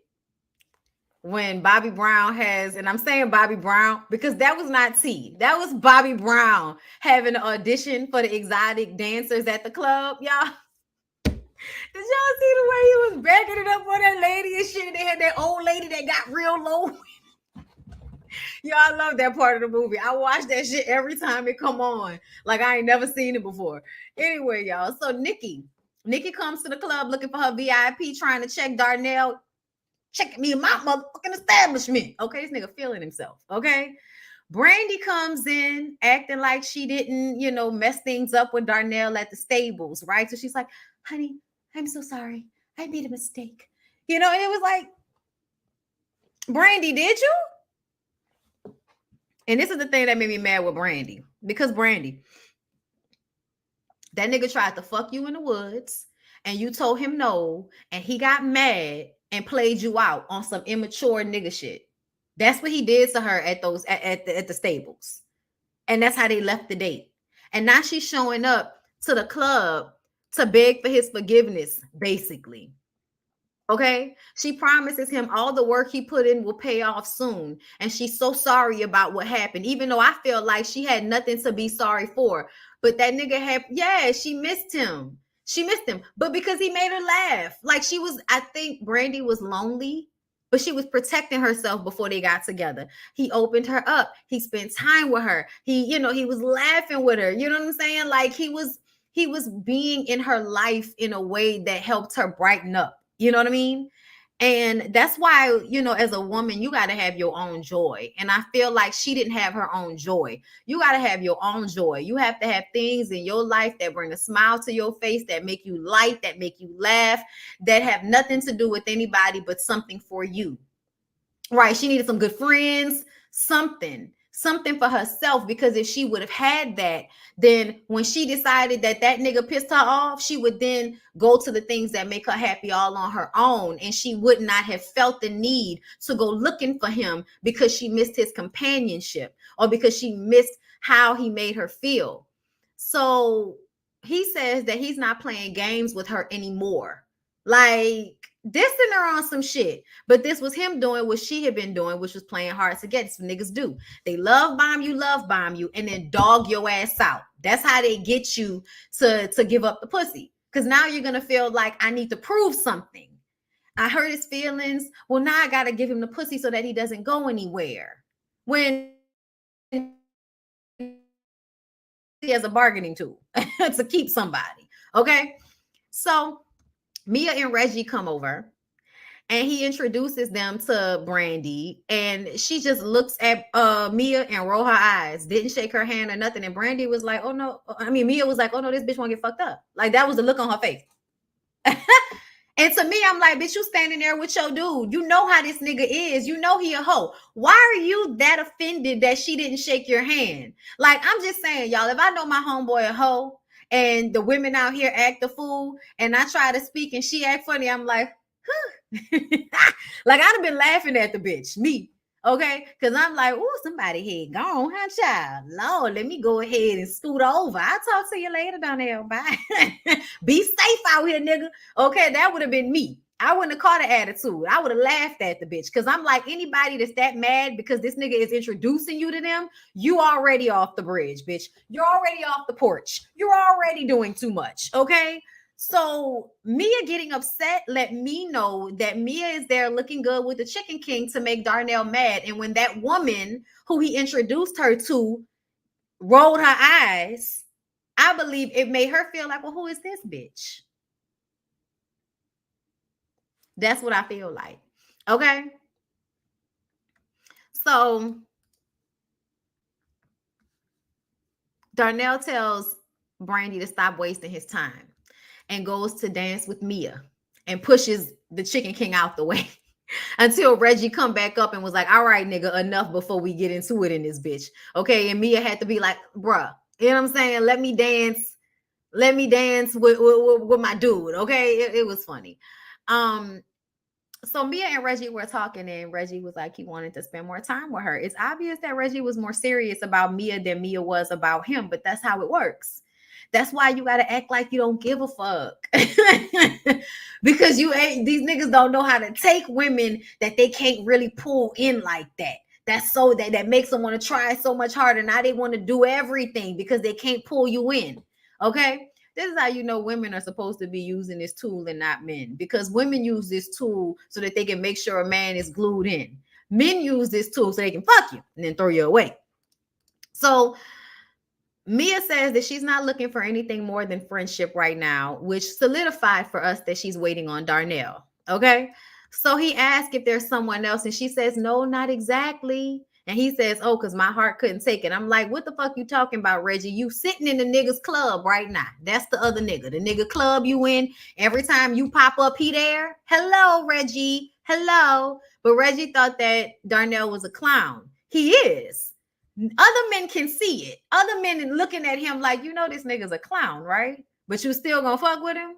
You know what I'm saying? And I think that Mia didn't even want to tell Reggie that she was really interested in Darnell, because she didn't want him to be like, well, you know, he's a hoe, right? Like, she don't want to hear that from nobody. She already heard it from Peaches. So she don't want to hear that from nobody. You know what I mean? But that's the truth. The truth is that Mia wants to be with a man who's a hoe. So Mia will get a ring, Mia will get children, and Mia will still get cheated on. I'm sorry. I don't think that Darnell was going to turn into Smitty overnight. I just don't. We'll get to that in a minute. But anyway, Darnell is watching them while they're having this conversation the whole time. And then Tiny Lister was in there. Okay, Tyrone, big and drunk, trying to grab at the strippers. And he pushes one guy out of the way. So T comes up to him, and Darnell comes up to him like, say, bro, calm the fuck down. You tripping. And he was like, you know, hey, little nigga, you making my dick hard. He said something like that. And Darnell laughed and then knocked his ass out.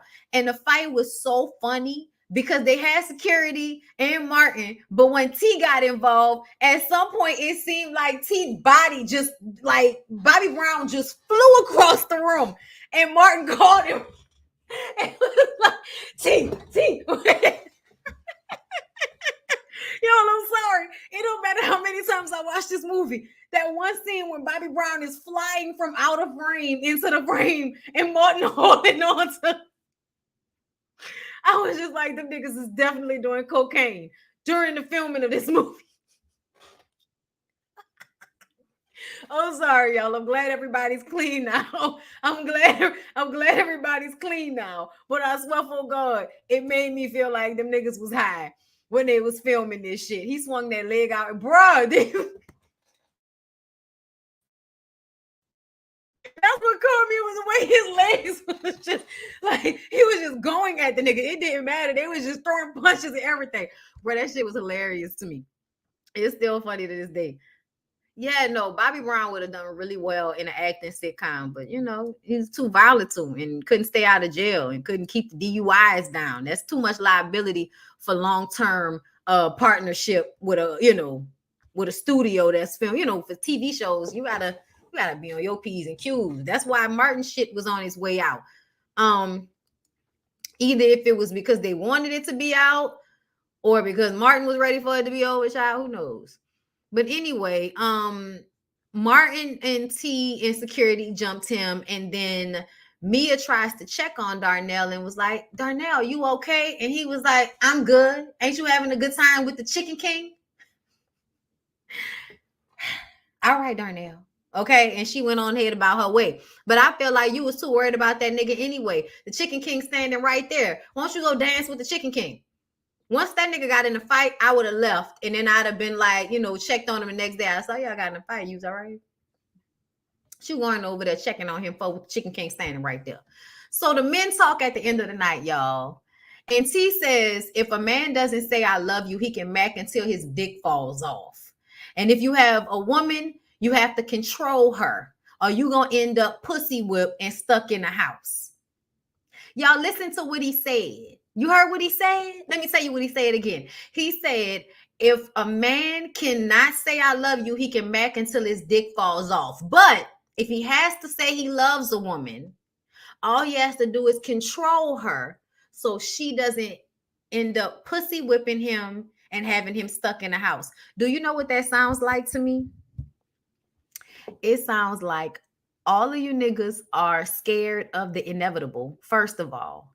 And I also feel like it's the representation to me of the way men diminish women because they don't want women to know how powerful they are. Because if women knew how powerful they were, this whole system would topple.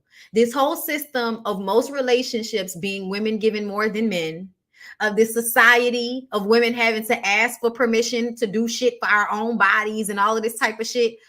They don't want you to know that you're more powerful. They don't want you to know that you can whip them with the pussy. They don't want you to know that.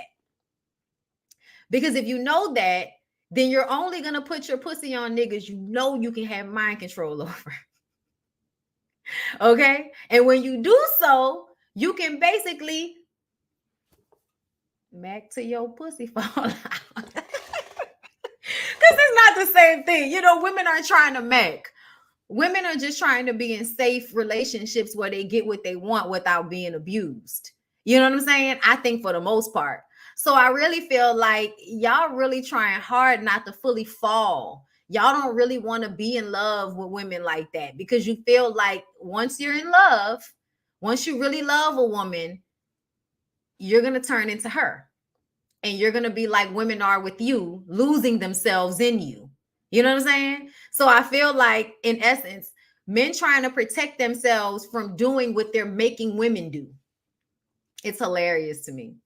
And I think that women should just be a little bit more clear about how powerful they are. That's why it annoys me when women decide they want to like coddle grown men. I don't think anybody should coddle grown men. I think that if you love a man, and you want to be with him, then you should love him and you should love him as a person and allow him what he needs to be the best him. And he should allow you to be the best you, whatever that looks like for y'all. But the coddling, that y'all do ain't helping nobody. I don't care what y'all say. All of that, oh, just a little more positive reinforcement. All of that shit y'all talk. Okay. I saw something on, I think it was Cynthia G's page. Somebody posted, y'all know they always trying to scare black women with that, oh, if y'all don't submit, then all the white women gonna steal us. And it's just like, we're gonna tell you what Robin said in 95. A white woman could have your sorry ass. I don't know why y'all think we still care about that. That's women of the 90s. Women of 2020 don't give a fuck about losing y'all to no white women. Them hoes can have y'all. They gonna send y'all back. But ultimately, fuck, I hate when I do that because I went off on a tangent and I didn't lost it. I hate that. What was I saying?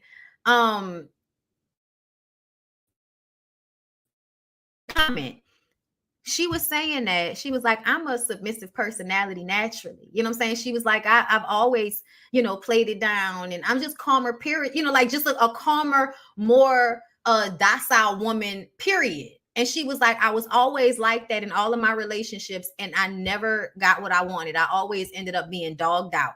But the women and the girls, my friends who were stronger and said what they wanted and demanded that of these niggas, they got exactly what they wanted a lot of the times because they weren't taking, this, I'm going to submit. No. This is what the fuck I want. If you want me, then you going to do this. Okay. And that's to me how I feel like women's mentality should be about men most of the time. These niggas don't know. Like, girl, know yourself, know your own shit, and then tell these niggas if they want to get to know you, they better step their cookies up before they crumble. Okay. But she was basically saying that the submission didn't get her anything. It didn't.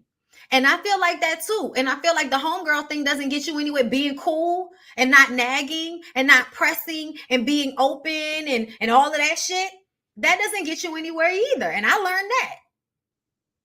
You have got to put your boundaries up and you have got to let these niggas know what it is. Like, I'm just letting y'all know, like the girls who don't give a fuck, the girls who got daddy issues, so they treat these niggas like shit, they do everything for those girls. The girls that treat them like shit, the ones that hit on them, that dog them out, that you got to worry about who she in her phone talking to and all of that, they do everything for those girls. You doing everything. You got a place. You letting them stay with you. You ain't asking for them to pay no bills like that. Okay? Trying to be easy. Trying not to be a nag. Tire your ass out, move on to the next bitch and give her everything. And she ain't got half of what you got. Ain't offering half of what you offering. Bitch can't cook. You know what I'm saying? Got a fucked up mentality and everything. Love her down to her dirty drawers. Do whatever she asks you to do. Okay? So I'm just telling y'all, these niggas is a trip. So y'all, Dougie, okay, he was on this movie. And he had a stutter, but he basically had a moment of clarity and said, it seems to him that the more you dog women, the more they try to control the man. And the more pussy they give the man, thinking that whoever has the best pussy is going to win. And I'm like, and that's not true. That ends up only getting the man what he wants, which is with women giving him a plethora of pussy for him to choose one of them. That's not how any of this works. If a man dog you out, cut him off. Cut him off. If a man dog you out, and I used to be like, give him like 1 or 2 chances just to see if it'll stick. Now I feel like let somebody fuck over you one time. And I'm talking about really fuck over you. Like, you know the difference between, we're not in a committed relationship. I just don't like the fact that he fucking with other people. You know what I'm saying? That type. No. We're in a relationship. This nigga straight up been cheating on me. Then girl, drop him. What? I don't even know you anymore, nigga. Bitch, go listen to Mary J. Blige, lock yourself in a house, delete the number, block all of that shit, okay? Listen to Not Gonna Cry, watch you some Wait to Exhale, smoke you a joint, drink you some wine, go through your emotions, feel them, and then start looking for new dick immediately. And I'm not saying so you can fall in love with it. I'm saying so you can have a distraction while you waiting for your feelings to catch up to your mind. While you're waiting for your feelings to catch up to your mind. But let your mind lead you, because these niggas will play with you. Okay? Those relationships are transactional, Bondi. It's not real love. It's just respect and mutual understanding. Which relationships are you talking about? I love to hear your opinion on Jazzy Cam Newton situations. I've already talked about that. The problem with submission is it suggests women have to be lower in order for a man to succeed. Yes, it does. And I'm not, no, no, not now. Maybe back in the day, but not now, not today. Bondi, you ain't lying. The love goes beyond them dirty draws. They love them microorganism cells beyond it. Bruh. Okay. Like, I'm just telling y'all. You know what I'm saying? And I'm not saying treat niggas like shit, but I'm saying those women have something figured out, that if they act like they don't give a fuck, or if they don't give a fuck, they can usually get whatever they want to get out of these niggas 9 times out of 10. If they play their cards right. But you know, I'm just telling y'all, be choosy lovers, okay? Anyway, moving on from there. So Brandy beeps Darnell and he goes to her house. Brandy is talking herself into having fun and giving him the pussy before he gets there. And Brandy shows him, and this is how you know she was giving him the pussy to keep him, because she felt like she had fucked up. So she invites him to her house, right? It's the first time. And she was trying to impress him, trying to bag him with her paper. You know what I'm saying? Because, like, as a woman, you know, it don't matter what nobody's talking about. Your indigo water overlooking the beach in your $1 million house, your paper is impressive. Nigga can talk all that shit all they want to. Your paper is impressive. Okay? And so she's showing him her beautiful house and all of that. And he was digging that shit. Okay? Remember, this the same nigga that low-key, you know, resents her for having money. But he was digging that shit when he got to her house, right? That was the added allure to wanting to fuck her. Okay? Because she was like, you can come and swim anytime, you know. So she tells him that she wants to have sex with him, but she's scared. And he says that she doesn't have to be. He's there for her. You know what I'm saying? Girl, I want you. Sorry, y'all. Martin's so stupid. And she asked him if there is anyone else he has feelings for. And he says he can't even think about anybody else. Is he married? What? She tells him that she cannot be hurt again. He says, I'm shocked. You would even think I would hurt you. What? He says he's not trying to hurt her. And he keeps trying to kiss her. So I just want y'all to understand, in this moment, Brandy was letting him know. She was letting him know, listen, this is what I offer. This is what I come with. But also, I can't be hurt again. The nigga wasn't listening. Okay? He wasn't listening. So he started kissing her and trying to get on top of her. And she asked if he wants her, if he needs her, if he loves her. Okay? And he says he does. In order to have sex with her. He says he loves her. He says yes. And in the middle of them hunching, okay, having a good old nasty time, she tells him that she needs to tell him something. And he like, girl, what? I'm in a pussy. What are you talking about? Which I feel like was a manipulation on her part. Tell him that you killed your ex-husband because he was abusing you. And he like, what?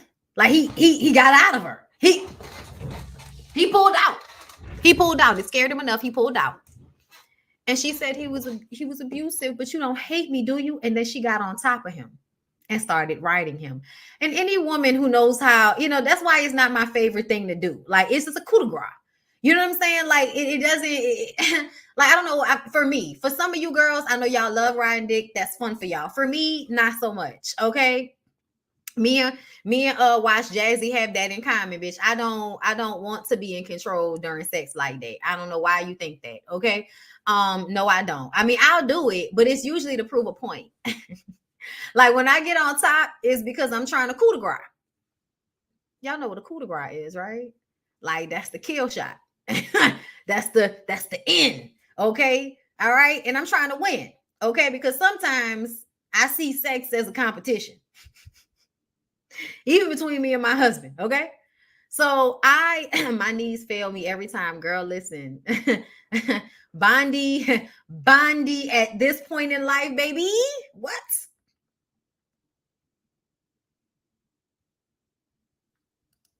I knew what she was doing when she did it. I want to say that. Child, they all love when you on top. They love that shit. Okay. They all love that shit. Okay. Look, this is it. Finish him. That's exactly what comes into my mind. And I don't do it often. I don't do it often because it's two. One kill shot, one finish him is from the back, and one finish him is on top. Okay. All right. So if I'm trying to murder you, if I'm trying to like fuck you over right quick, I'm gonna get on top. If I'm trying to get me before I finish you, then I'm from the back. Okay. Child, I ain't did that in a minute. I got that nigga said, lay down. I'm telling y'all too much of my life. That was funny to me. I was like, lay down. He was like, lay down. Because I don't do that like that. For what? I don't get anything out of that like that. Like, it's cool. Like, it feel good, but it's not like what I get when my ass is laying down. Okay, laying down. Okay, not having a, listen, not having a to work on getting on Derek and Pete. Yes, girls, we know what we're doing. Okay, those of us that know we know what we're doing. We get on top. That's why I was like, girl, I don't know who that's for, because that's never for me. That's always for him. Okay, thank you, Mary Sparkles like well for the super chat. The brief, wondrous life of Oscar Wilde had a similar scene when he dogged her out. She cut him off completely. She was my hero. I recommend that book. Okay, I'm gonna have to check that out. Bondy, you need to stop before Lyric snatch you out of his life. First of all, Lyric is at work. He can't snatch anybody out of this life. Okay. And another thing is, I'll see him later. Okay. I'll see him later. All right. Listen. Thank you, Annabelle, for the super chat. Okay, listen, I love when y'all get me and I get y'all. Okay, listen, I swear we be having the best chat. I love y'all. Listen, make sure y'all liking the video.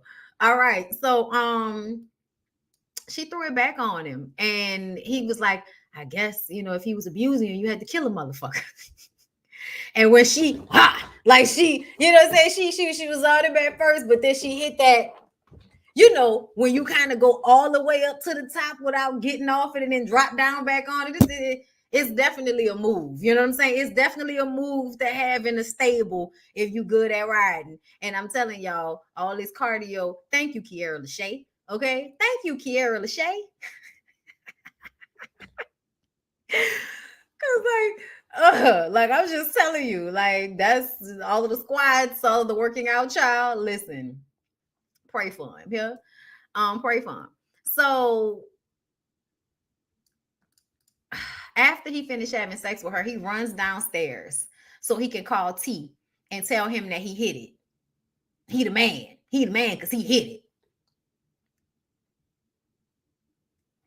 I guess, Annabelle, thank you, boo. I appreciate you. Thank you. Y'all, I think that's so whack. As somebody that also like loves to brag about having good sex, good sex.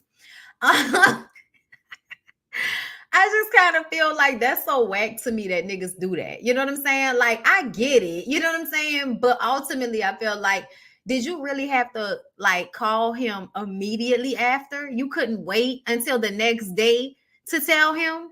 See, me in my mind, I'm like, shit, can't wait to see that nigga tomorrow. Or, like for your homegirls or something like that. Wait till we get to dinner so I can tell you what happened. I need to tell you this shit in person.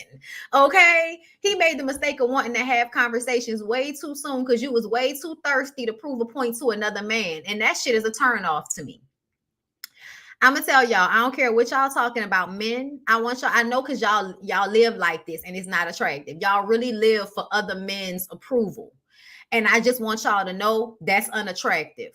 It's unattractive for you to care so much about what another nigga think that you slide out of the bed, out of some pussy, so you can go call this nigga and tell him that you just fucked somebody. Like you're not a grown-ass man that's out here fucking people. Like I'm expecting you to be fucking on a regular basis, but you so excited so you can go. Like that's a turn off to me. Don't be so thirsty to use a woman, to make another nigga feel like you that guy. You know what I'm saying? Good for you. Good for you. She said on top of the girl. Good for you. Good for you. It's cute. It's a cute little one too. You know what I'm saying? Like, I mean, it has its moments. But yeah, no, I wanna be laid out. I wanna be laid out, bitch. Pillow princess, so I can focus. So I can focus on my orgasms. I can't focus on my orgasms on top because I'm trying to murder you. How am I gonna murder you and worry about me at the same time in this position? I just cannot. Okay. But yeah, no, I'm getting on top to kill that ass though to prove a point. Okay. Oh, all right. Thought you said something, nigga. Like, I be like that after. You know what I'm saying? Look, pretzel me, please. Listen. Okay? Growl. Listen, so already. Let's stop. It's doing so much. But I love y'all. So he get back in the bed with her because she popped up on him and scared him. And she was like, what did you hit? Girl, you heard his conversation. You knew what the fuck he was talking about. Why are you playing stupid? They go back upstairs and she had her arm around his neck and he started to feel it and it started to sink in what he had done. And it looked like he felt bad. Like, damn, I shouldn't have did this. Y'all, I've had that feeling. Not after I fucked somebody. I kissed somebody, after I might have dated somebody, I've been like, this don't feel good. You know what I'm saying? And I'll just ghost you. I'm good for ghosting people. Back in my heyday, because I don't like hurting people's feelings. And now that I'm grown, I'll just be like, I'm not interested. Thank you. I appreciate it. I've learned how to thank you, though. I appreciate the fuck out of people. So, I mean it, but like I hit you with no thank you, but I appreciate it. You know what I'm saying? Like I hit you with that quick. Don't feel hurt. Okay. Don't feel hurt. Darnell and T did good with the ladies' night. So Smitty is ready to turn over half of his business to them. And Darnell runs after him to ask him how are things with his old lady. And he was, like Smitty would look like he was running to get home to his old girl. And he was like, bro, what? Like, what fuck you asking me? He was like, you don't really see no young things around here that you may want to dip your thing off into. Like, what kind of questions you asking me, nigga? You know what I'm saying? Smitty was like, nigga, you weird. But I'll tell you, no, that what me and Shirley got going on, I don't want to ever put that in jeopardy for any of these young women out here. I'm good. I've had my time. I've done my thing, And he tells him, the older your mind gets, the better decisions your dick makes.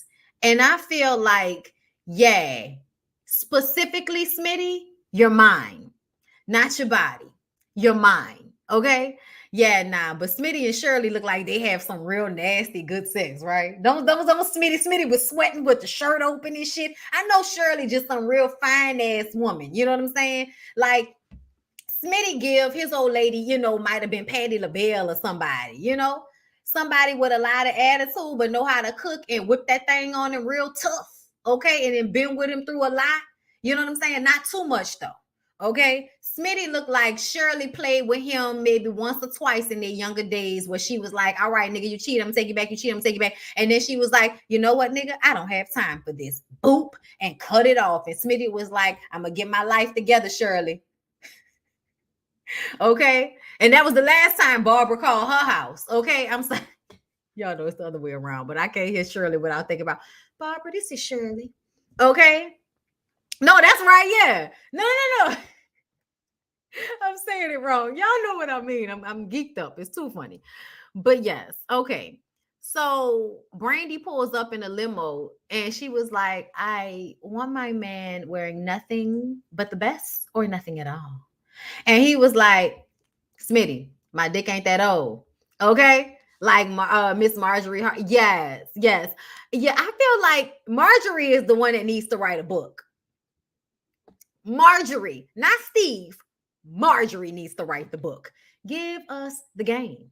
Okay. Tell us. Okay. We want to know. Inquiring minds want to know how do you secure old hoe? You know what I'm saying? Because old hoe security, child. Y'all got to learn from these older women. Y'all don't be wanting to listen to them because you think they're old and bitter. But I want you to pay attention to their life sometimes. Y'all don't be paying attention to enough things when y'all call women bitter. Does she look healthy? Does she look like she enjoys her life? Why are you not taking her advice exactly? Okay, take advice from women who look miserable, but they got a man at the house. Okay, girl, I guess. Dick ain't doing nothing, barely paying the bills. All he do is come home and go to sleep. But you got a man at the house, girl. Anyway, so I was just saying, y'all. So they go shopping, and she tells him that he doesn't have to worry about working at the club. Red flag. So now that I gave you the pussy, you are mine. So I'm trying to like cut down any time where we're not together. That's not what you do. That is not what you do. As a woman, you don't ever decide that you want to be with a man, y'all need to spend all y'all time together. That's some young girl shit. Let me be clear. That's young girl shit. It is. I know y'all don't want to believe it, but it is. Okay. And it's young girl shit because I feel like it shows a lack of discipline. When I remember feeling like that about somebody, you think you all in love and shit, but really it's just a lack of discipline. You like somebody so much, you want to be around them so much, they all you thinking about. So that's what you're obsessing. It's not healthy. We think it's cute, but it's not.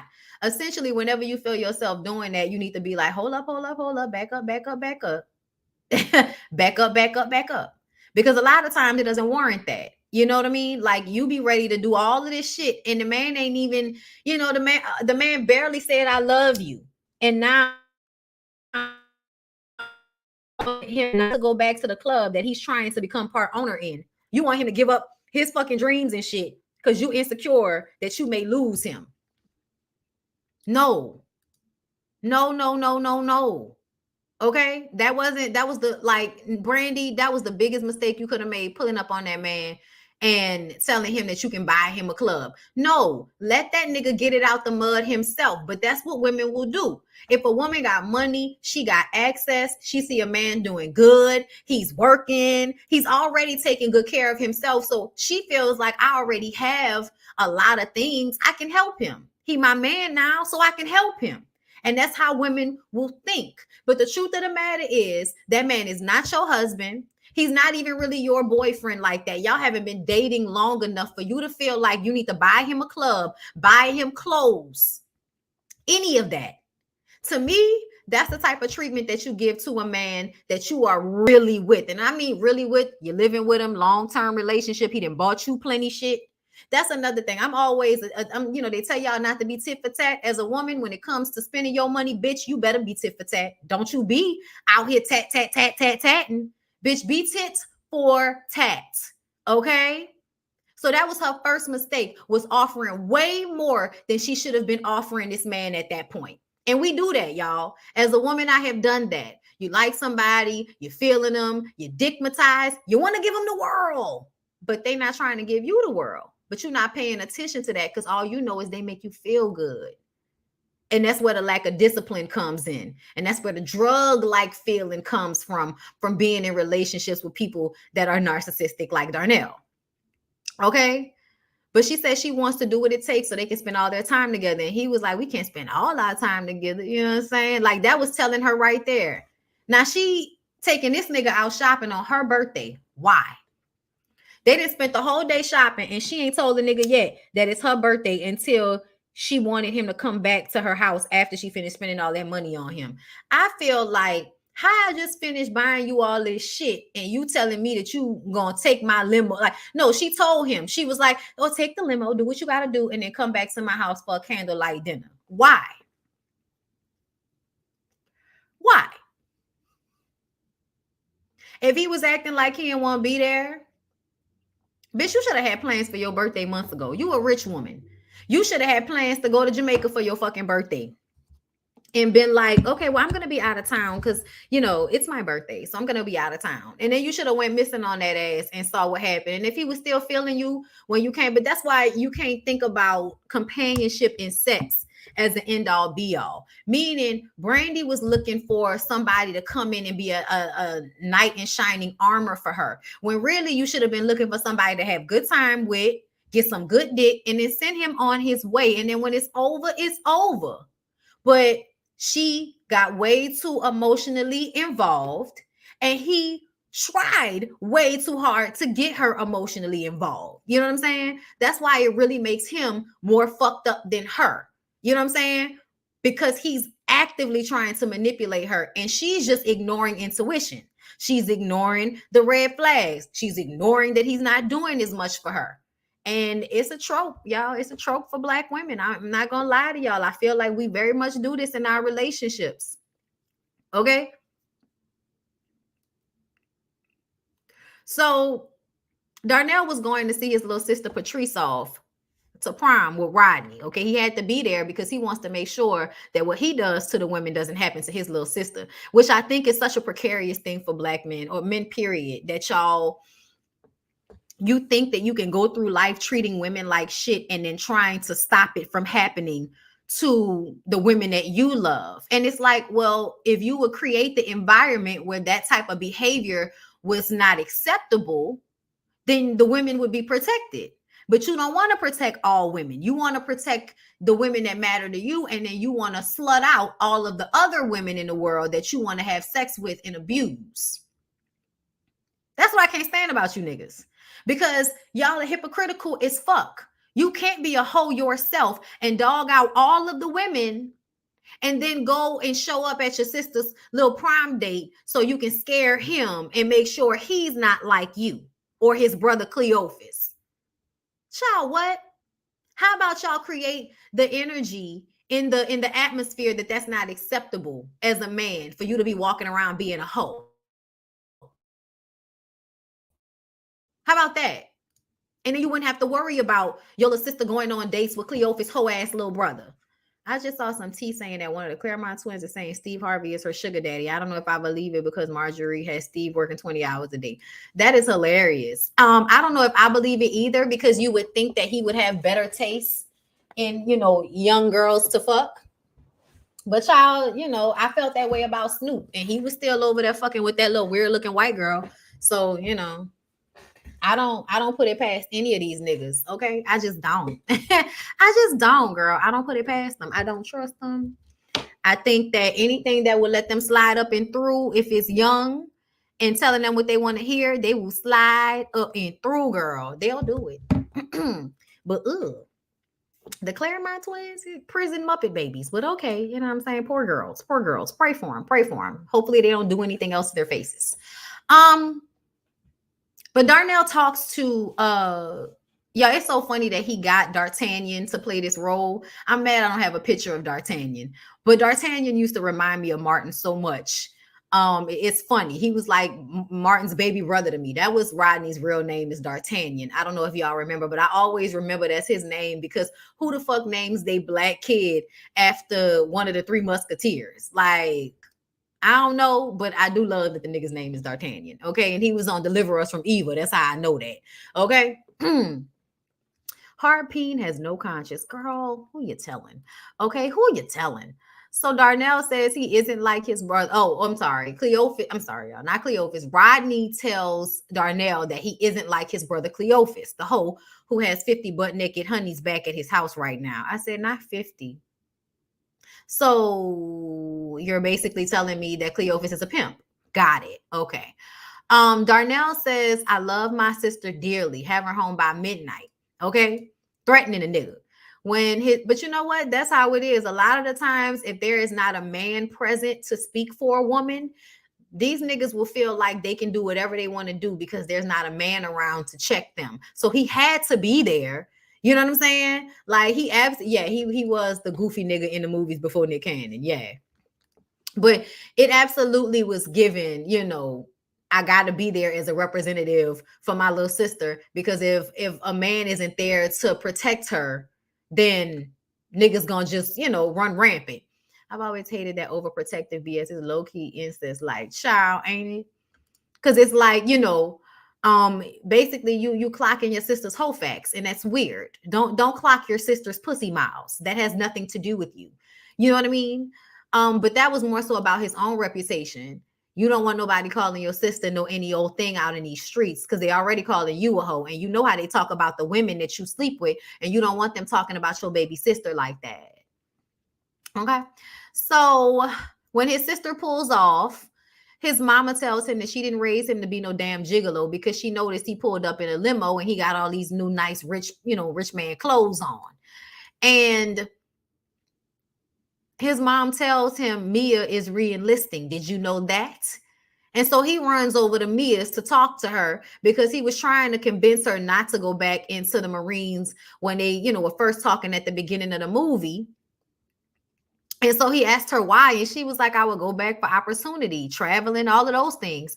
And he was like, it must be a man. Why are you going back? Which was such like a slap in the face that I would make a decision about my fucking life in the Marines for a nigga. Like, that's insane to me. Who the fuck goes in the Marines for a nigga? I don't know who's doing that, but that's some like real whack shit to do. That's way too much for a man. I'm sorry. It is.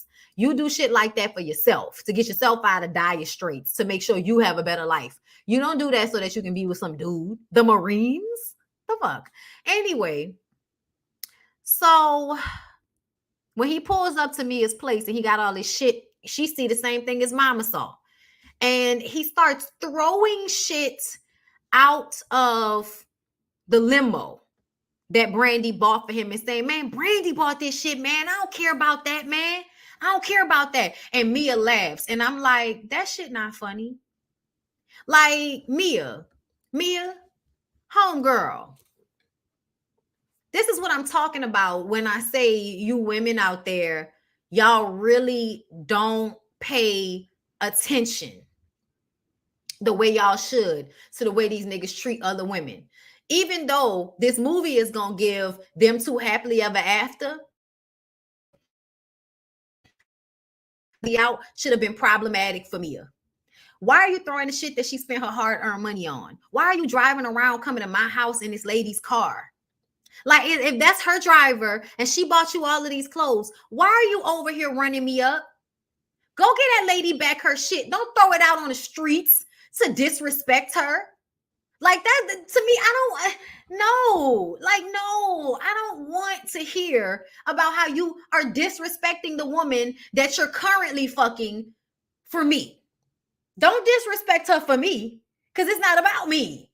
I don't like that shit. It was very much low-key some pick-me energy that you gonna laugh and smile at him disrespecting Brandy. And I know it's because Brandy gave you stank energy, but no, she gave you stank energy because of him. Okay? Meanwhile, Brandy getting all beautiful and looking sexy and shit in her little Asian inspired dress that was real popping in the 90s, girl. I have one of those now. But she getting all her candlelight dinner beautiful. So this nigga can go lay up under the stars on some broke nigga shit with Mia. That's another thing about this. Teaching y'all that money isn't important, right? Teaching y'all, oh, we don't care about y'all degrees. Y'all hear that shit from these ignorant black niggas all the time, right? We don't care about your degrees. We don't care about how much money you got. That's the shit that they tell women so women will stop being better than them because they don't want to have to get on those women's level. So you not going and, having a candlelit dinner with Brandy in a limo and the new clothes and, the indigo water overlooking the beach. Oh, no. We're going to go and lay on top of the car out at the lookout with Mia because we love Mia so much. But to me, it was almost a representation of how niggas will go and be with a woman who has lesser because it makes them feel better about themselves versus being with a woman that has more that's going to require you to step it up more. You see what I'm saying? Like that's low key what it felt like. Oh, Mia doesn't have as many expectations of money and she's not, all excited about, having a lot of money and all of that. So that means I can feel safer with her because she doesn't need me for anything, but she also doesn't expect anything from me. No expectations, right? Right? Because that's what it feels like to me. And Mia feels like the girl that's, I'm not bougie like that. So I'm not going to ask all of that from you. You know what I'm saying? Meanwhile, still getting fucking dogged out years later. Okay, y'all, Mia gets dogged out in real life. Let's be very clear. Mia gets cheated on. She has kids. She gets the ring, but she still gets cheated on. Okay, he might just hide it better and then eventually get tired. All right. So Brandy is distraught. She's stabbing a cake. Darnell wakes up to somebody knocking at the door, goes to Mia's door and sees Brandy's birthday cake sitting on the doorstep with a knife in it. He throws it in a garbage can and then goes back inside and acts like nothing happened. First stupid mistake. Why not tell her off rip what was going on? That whole thing, I'm trying to protect Mia. Mia's in the fucking Marines. Mia don't need your protection. The misogyny of it all. You could have kept it a buck with her. Darnell goes back to Brandy's to return the knife and tell her that he's decided that they should just remain friends. I think this might be 2 days after they had sex for the first time. 2 days. They've only had sex once. Okay. Nigga said, damn, I was Mia. Darnell and Mia also were living in the past. That's another thing. Having a lot of conversations about jujubes and shit. Okay. And grandmama's house and all of that shit. You know what I'm saying? Like the endearing, the long-term relationship endearment. You know what I'm saying? So anyway, then he goes to call all of the other women and break up with them. All of those women didn't give him any problems, really. They were mad. You got smacked. You got, told to move on punk by the little boy and shit. You know what I'm saying? But ultimately, they just let him go. I think everybody knew he was a hoe and it was only a matter of time. They was hurt, but they let him go. Okay? He wants to make things legit with Mia. So then he wakes up to Brandy burning bacon in his fucking kitchen. Now Brandy has flipped her switch and she's not here anymore. Okay. I was wanting to make you breakfast. I didn't know whether you wanted your pancakes light, dark, or fluffy. You didn't know whether I wanted them light, dark, or fluffy. Brandy, get the fuck out of here. What are you doing? Like, bitch, I broke up with you. Why is you in my house cooking bacon? Honey, you're just tired. You just need some rest. And she was like, come here, give me a hug. Hold me, like trying to force affection. And he made the sad mistake of pushing that lady against that wall a little bit too hard. Unnecessary roughness, okay? Unnecessary roughness on the plate, okay? Because he didn't have to do her like that. He could have hugged her and been like, listen, Brandy, listen, I know that this may be hard, but I told you we're not together anymore. He could have handled her differently. I understand that you woke up to this bitch in your kitchen burning bacon and that was alarming. I get it. But you still should have handled her differently when you realize that she wasn't all right in the head. But that's you niggas' problems, okay? Because y'all never really care about these women anyway. So when this woman comes to you and is acting out something that seems like to be a mental break, instead of handling her with care, you tossed her against the wall and you pissed her off. So the stalking begins. Okay. He is dating and doing things with Mia the way he was doing with Brandy. Brandy already knows that he goes and picks up his clothes from the cleaners and gets his catfish and brings bitches with him to get the catfish and talk about it ain't nothing but a little grease and all of that shit. So she almost ran over the nigga when he was leaving from the cleaners. And he just jumped in the car with Mia yet again and doesn't say anything. Then we see Brandy at her house putting an orange in a stocking and beating herself with it. Darnell gets a phone call from the hospital saying that Mia is in the hospital and runs down there quickly only to find Brandy there. And he's pissed off. And he's like, what the fuck happened to you, Brandy? You know what I'm saying? I'm aggravated with you, but bitch, why is you in the hospital? And she says, I don't know why you did this to me. You know how much I love you. I was just like, Lil Whitfield is amazing. She's committed to crazy. Oh my God. And so the police come in. I'm so sorry. I love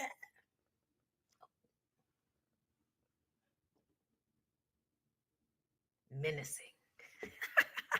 They arrested him, but they let him out. I think his mama came and got him out, right? Go home by his mama to complain about what's going on, and Brandy show up and throw a brick through his Nissan. He come out there, he threatening to fight. Get out the fucking car, Brandy. Get out the motherfucking car. Niggas is mad now, right? Niggas is mad. You fucking up my car and shit, bitch. I'm mad. You know what I'm saying? You got me arrested. You lying me. You know what I'm saying? I'm fucking mad. He kick her car and all of that. Then mama come outside. Oh, I'll crack your head wide open. Oh, don't let me get to it. No. And he mama. You know, like the whole situation, child. This shit was hilarious, okay? But personally, I felt like mama should have stayed her ass inside. Can I tell you that? Because you done already warned him that his ways was going to get him in trouble, right? You already told him that. So now that his ways is getting him in trouble and shit, you running outside trying to save a grown-ass man from a woman he didn't harm. Delary should have sat her ass in the kitchen and smoked a cigarette and waited for him to come back inside. I see you. You finally getting your lesson, huh? That's how you know she enabled him. That's how you know, as a woman, she enabled her son in some respect. Because when she came out, she was ready to fight that lady. When you know good and goddamn well, you already told him there's a thin line between love and hate. Let him get his ass tapped. Don't save him. Let him get his ass tapped. I wouldn't have had no words for that woman. I'd have sat in my fucking kitchen and watched through the door. Okay? I'd have sat and watched through the door. Okay? If anything, I might have came outside and just stood on the doorstep. Do I need to call the police? Do I need to call the police? Oh, I'm going to call the police? Let me call the police. Okay? But see, all of that, trying to fight and all of that shit, talking about kick your head wide open and all of that. That lady beat herself with an orange, man. You don't need these types of stress troubles. You know what I'm saying? Yeah, no, I know his mama probably felt like her house was disrespected that one of those women pulled up. But I also feel like she'd throw a brick through your shit. Okay? Mama's boy. That's why I would have sat my ass in my kitchen and watched. And if I felt like I needed to call the police, then I would have came outside and said, hey, do I need to call the police or something?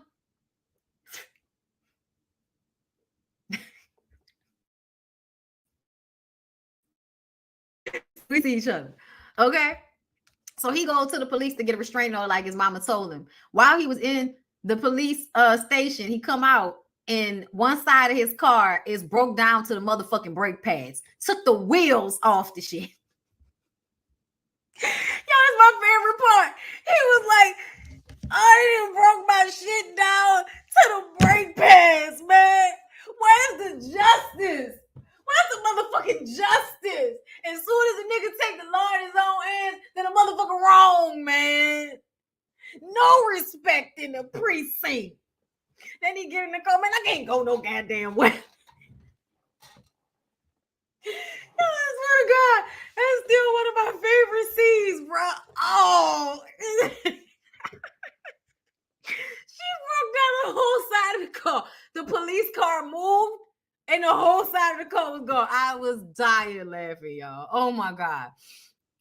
So he riding in the car coming from a date with Mia. And Brandy called him on the cell phone and he act like it's T. And she like, I see you had a nice little date with your little girlfriend. Get rid of her. Okay? So now he know he got to break up with Mia to protect her from Brandy. And he tells T that. Darnell tells Mia that they moving too fast and they need a break. And this is what all women love to hear. Let me tell y'all something. This is why I can't stand this movie. It's why it's all cap, it's lies, it's bullshit, it's a trick. Okay? And I'm going to tell you why. Because this is what most women think. When a man break it, oh, we moving too fast. They always want to think that there's some alternative reason like this for why he's backing away. Oh, he's just scared. And all of this other bullshit. When the truth of the matter is, anytime somebody telling you they don't want to be with you, bitch, you better take that shit and run with it. Cool. That's how you feel? Okay. Cool. And then go cry in the shower, smoke your joint, drink your nice little drink, go to sleep, wake up, in search for new dick. Call the Chicken King. You know what I'm saying? Thank you, K-Rup, for the super chat when homeboy told him to roll the window down and the window shut. Man, got the windows in the front of this fucking car. That shit was too funny. But anyway, so Smitty offers Darnell the partnership, but he ain't too excited because he's upset that he had to break up with Mia. So he was sitting looking sad most of the night. And even when, he was sitting there looking sad and Mia saw him and was about to go and talk to him, and he hurried up and grabbed the woman. And I was just like, see, this that bullshit. I hate that because I feel like this is what they kind of convince women when a man tell you he really don't want to be with you or something like that. These types of movies make you think there's some alternative reason behind it other than what he's telling you. It makes you think that it's something like this. When really, no, the nigga telling you the truth and you should believe him. Okay? But Darnell leaves the club to go shoot some hoops by himself and gather his emotions. And then we see T go knocking on Mia's door looking for Darnell. And Peaches answers the door and she's like, listen, he ain't over here. My cousin ain't fucking him no more. He dog my cousin out. And she was like, hold up. T was like, hold up, Peaches. Okay. Ain't nobody dog Mia out. That crazy bitch Brandy said she was going to do something to her. So, he had to do what he had to do. But can you come help me find him? Of course, T, come inside. So now she got what she needed to go and run after this nigga, right? Meanwhile, homeboy Doug, roll the windows down. Nigga, windows in the front of this fucking car, okay? Brandy done set Chocolate City on fire, okay? So once he finds out, he goes to Brandy's house. Brandy, where the fuck you at? Eventually, you're going to have T and Mia following behind.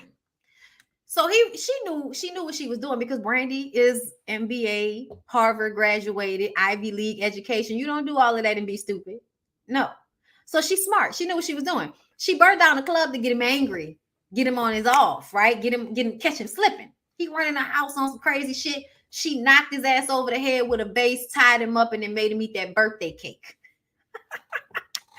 Which I always love that scene when she kicked him in the dick and made him walk up the stairs and he was walking up. Like you could tell she was laughing in real life. That shit was funny. But basically,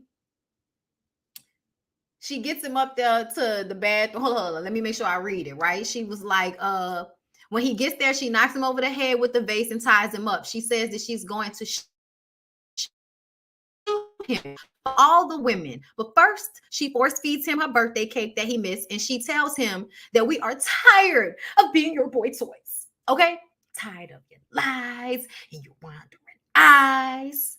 We are not your bitches, your whores, or your honeys. And we do just fine without your dick or your money. And she digging that gun in his face the whole time. Honestly, it was very gratifying, the scene. I'm not gonna lie. Okay. And then, she needs him in because he tried to get up and run on her, but she dodged him. And then she need him in the dick. And then he's walking up the stairs and she laughing and shit. And then I remember they said that she really was laughing at him in real life in that scene. But she's such a good actor that she just did her evil laugh, right? And she gets him upstairs. Get in the tub. He didn't want to get in the tub, so she shot his ass. Now he shot in the shoulder. Now he's sorry. Motherfucker, sorry. Now you sorry? Now you sorry. And then she tells him about that ex-husband and says, what she said? Hold on. I want to make sure I get it right. She said she wasn't always like this. She crazy, right? She's like, I wasn't always like this. I used to be a good girl. I really was. And you know what that means? That means I did everything he asked me to do. I did everything that he asked me to do. I was perfect. I was submitting. I was doing all of that. Okay? Hold on. She says she wasn't always like this, but her first husband messed her up. She says his was a blonde and yours was a nappy head. She said he actually had a smirk on his face when I caught him bouncing up and down in my bed with some bimbo. Oh, it was amazing. It was amazing how fast his face changed when he realized I was about to electrocute his ass. I ain't gonna lie, y'all. I get a lot of gratification out of that monologue. Okay? And she turns and she tries to throw a radio or something into the tub with Darnell, but he jumps out. And they start, fighting and shit, I guess, right? T and Mia had came inside during this little altercation. He ended up getting away and hiding in a closet or something like that. But in the meantime, Brandy hears T and Mia downstairs, so she knocks T out when T calls the cops and then pulls a gun on Mia and gets Mia to go upstairs and says, Darnell, I'm going to shoot your little nappy head if you don't get out here right now. 1, 2. And before she could get to 3, he runs out and pushes her into the window in that bathroom. Beautiful bathroom. Amazing view. God, It's my dream house. Anyway, no, literally, Brandy's house is my dream house. Like, it's the house that I would want for myself long term. Okay. So, I look up to Brandy because Brandy got the house. But yeah, so he pushed her into the window and they go flying out into the pool. And then he wakes up in a hospital with his mama and then everybody around him. And, he was like, what he said? He wakes up in a hospital still with Mia by his side. And Brandy went to jail, and he says they need to make sure they fix that dent in her heart before they let her out. And I was just like, y'all, it pissed me off because I was like, yeah, I know she should have went to jail. I know. But I also feel like there are literally men walking around menacing and like doing women dirty, like Young Berg.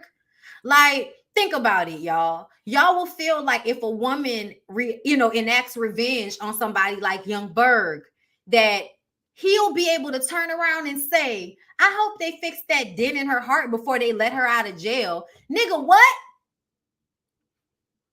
I hope they fix all you niggas. Okay, so we all don't have to end up in jail like Brandy. I hope they fix y'all so we don't have to end up in jail like Brandy. Okay? Ooh. The end when Brandy was standing there with the wind blowing in her hair made me feel like Brandy got out of jail. That's why I feel like they didn't really like show us her in a cell at the end.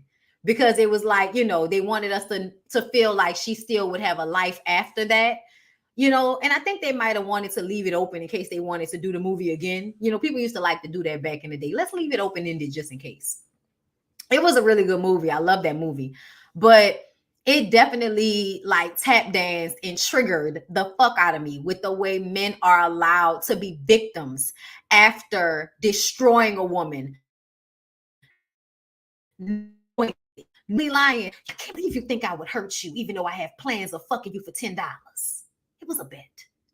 Like, Brandy had bread. She never went to jail. He said, I hope they fix that dent in her heart before they let her out. So I don't know. Question, does anybody see influences from this movie and Tyler Perry films, Brandy's monologue specifically? Yes.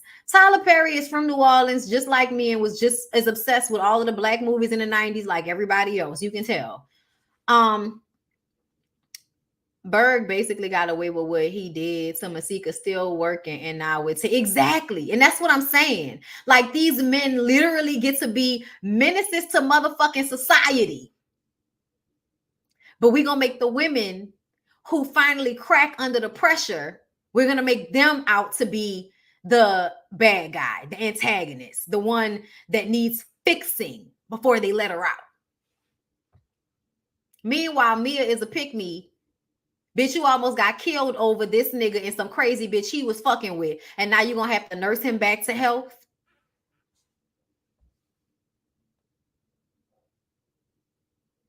Child, this it right here. The villain is an expert at playing a victim. Child, that's what it feel like. Thank you, DeQuasia, for the super chat. I wonder how did T and Mia know where Brandy lived?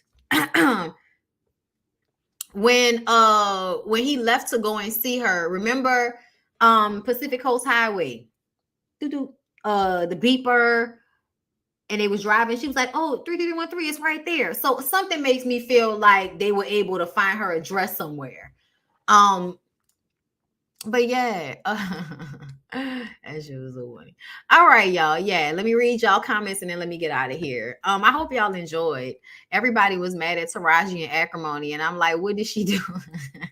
She didn't take that money and go have a better life and find some new nigga and go get her boat. Like, that's what she didn't do. It wasn't like he didn't give her the money. He gave her the money. Girl, take the money and run. Going through that now with a narcissistic ex-husband, son of a B, able to charm courts and make the women out to be crazy. I'm gonna pray for you, friend, because I know somebody that's dealing with that too, trying to find all this evidence and shit so you don't have to pay child support. Like, nigga, we're not together. We're not together. It's not cheating if I don't live with you. Like, what are you talking about? Okay, you can have all the evidence you want to. You still have to pay for this baby. Lynn Whitfield said this film has kept her single because men think she is crazy like Brandy for real, which is crazy. If you've ever seen her in any other movie before this movie, you would know she was always playing docile. That's why this part I think hit so hard, because every other time that Lynn Whitfield was in a movie, she was playing a more docile, submissive, soft woman. Think about when she played in Eve's Bayou. Think about when she was on my favorite, which was The Women of Brewster's Place. Okay. Thank you so much, Dion, for the super chat. Players Club next, Bondy. Love you. Thank you. It's on the list. This was another great live to start my weekend. Thank you. I'm glad y'all enjoyed. I'm glad that y'all enjoyed it. Bondy, have you seen the trailer for Where the Crawdads Sing? I have. I've been seeing that book for years and never, I should have read it. But no, I saw the previews for it. I didn't understand the movie when I was younger, but I got older and realized that Darnell wasn't shit. He wasn't. Berg accused her of setting him up when he was robbed. She has nothing to do with it. Oh, so she had nothing to do with the robbery and he accused her. I feel like I don't care if a woman was trying to set you up to be robbed. That doesn't mean you should be able to pistol whip her unless she was like causing you immediate danger, and it doesn't sound like that. Was Mia a pick-me, or was he a childhood friend turned lover on some brown sugar type ish? I feel like that's what they tried to present us with, but based on the evidence that we saw, she was playing games the whole time. She always really wanted him, and she was willing to sacrifice a lot, even going back to the Marines to be with him and ignoring how he treated all of the other women in order to be with him. No, it's giving pick me. It's giving pick me. I'm your friend, but it's giving pick me. She was phenomenal in Josephine Baker. Oh, yeah. Then watch her play the wife and in Women of Brewster's Place, right? Y'all remember? I might. That wasn't on the list, but I might. Playing Raven Mama and Cheetah Girls. Definitely enjoyed this. Loving Basketball is on the list, y'all. Okay, it was for me. I love y'all. Not in the Army now. She played Drill Sergeant Funny. Oh yeah, I forgot about that. I've already done Waiting to Exhale, Jasmine. You missed it. That was my very first one. I've already done Waiting to Exhale. I've already done Soul Food. I've already done Love Jones. So this was number 4. This might be next. Boomerang might be next because I've been feeling that one. Okay. Next, because Angela was low-key plotting. She was. I love your reenactment, and most especially the way you changed your voice. Thank you. I appreciate that. I love y'all so much. I appreciate y'all for coming through. I'm so happy that y'all enjoyed these. And I hope y'all keep coming back and supporting this. As long as y'all are coming back and supporting it, I'll keep doing it. I know, baby. Joshua, we said before this movie. Before this movie. Once she played crazy in this movie, it was like she was always playing crazy after that. But anyway, yes, y'all. Brown Sugar's on the list. Best Man's on the list. Boomerang's on the list. Loving Basketball's on the list. What's Love Got to Do with It is on the list. A lot of y'all favorites are already on the list, child. It's a matter of me getting through. Yeah, no, we're not doing. I don't want to do anything racially motivated. I just really don't. Strictly Business is on the list. That's one of my favorites. Child, School Days. I don't know. That movie stressed me out. I really don't want to see Tisha Campbell licking nobody's hair part. I just don't. But anyway, I love y'all. I appreciate y'all, and I will see y'all in the next one. Peace out.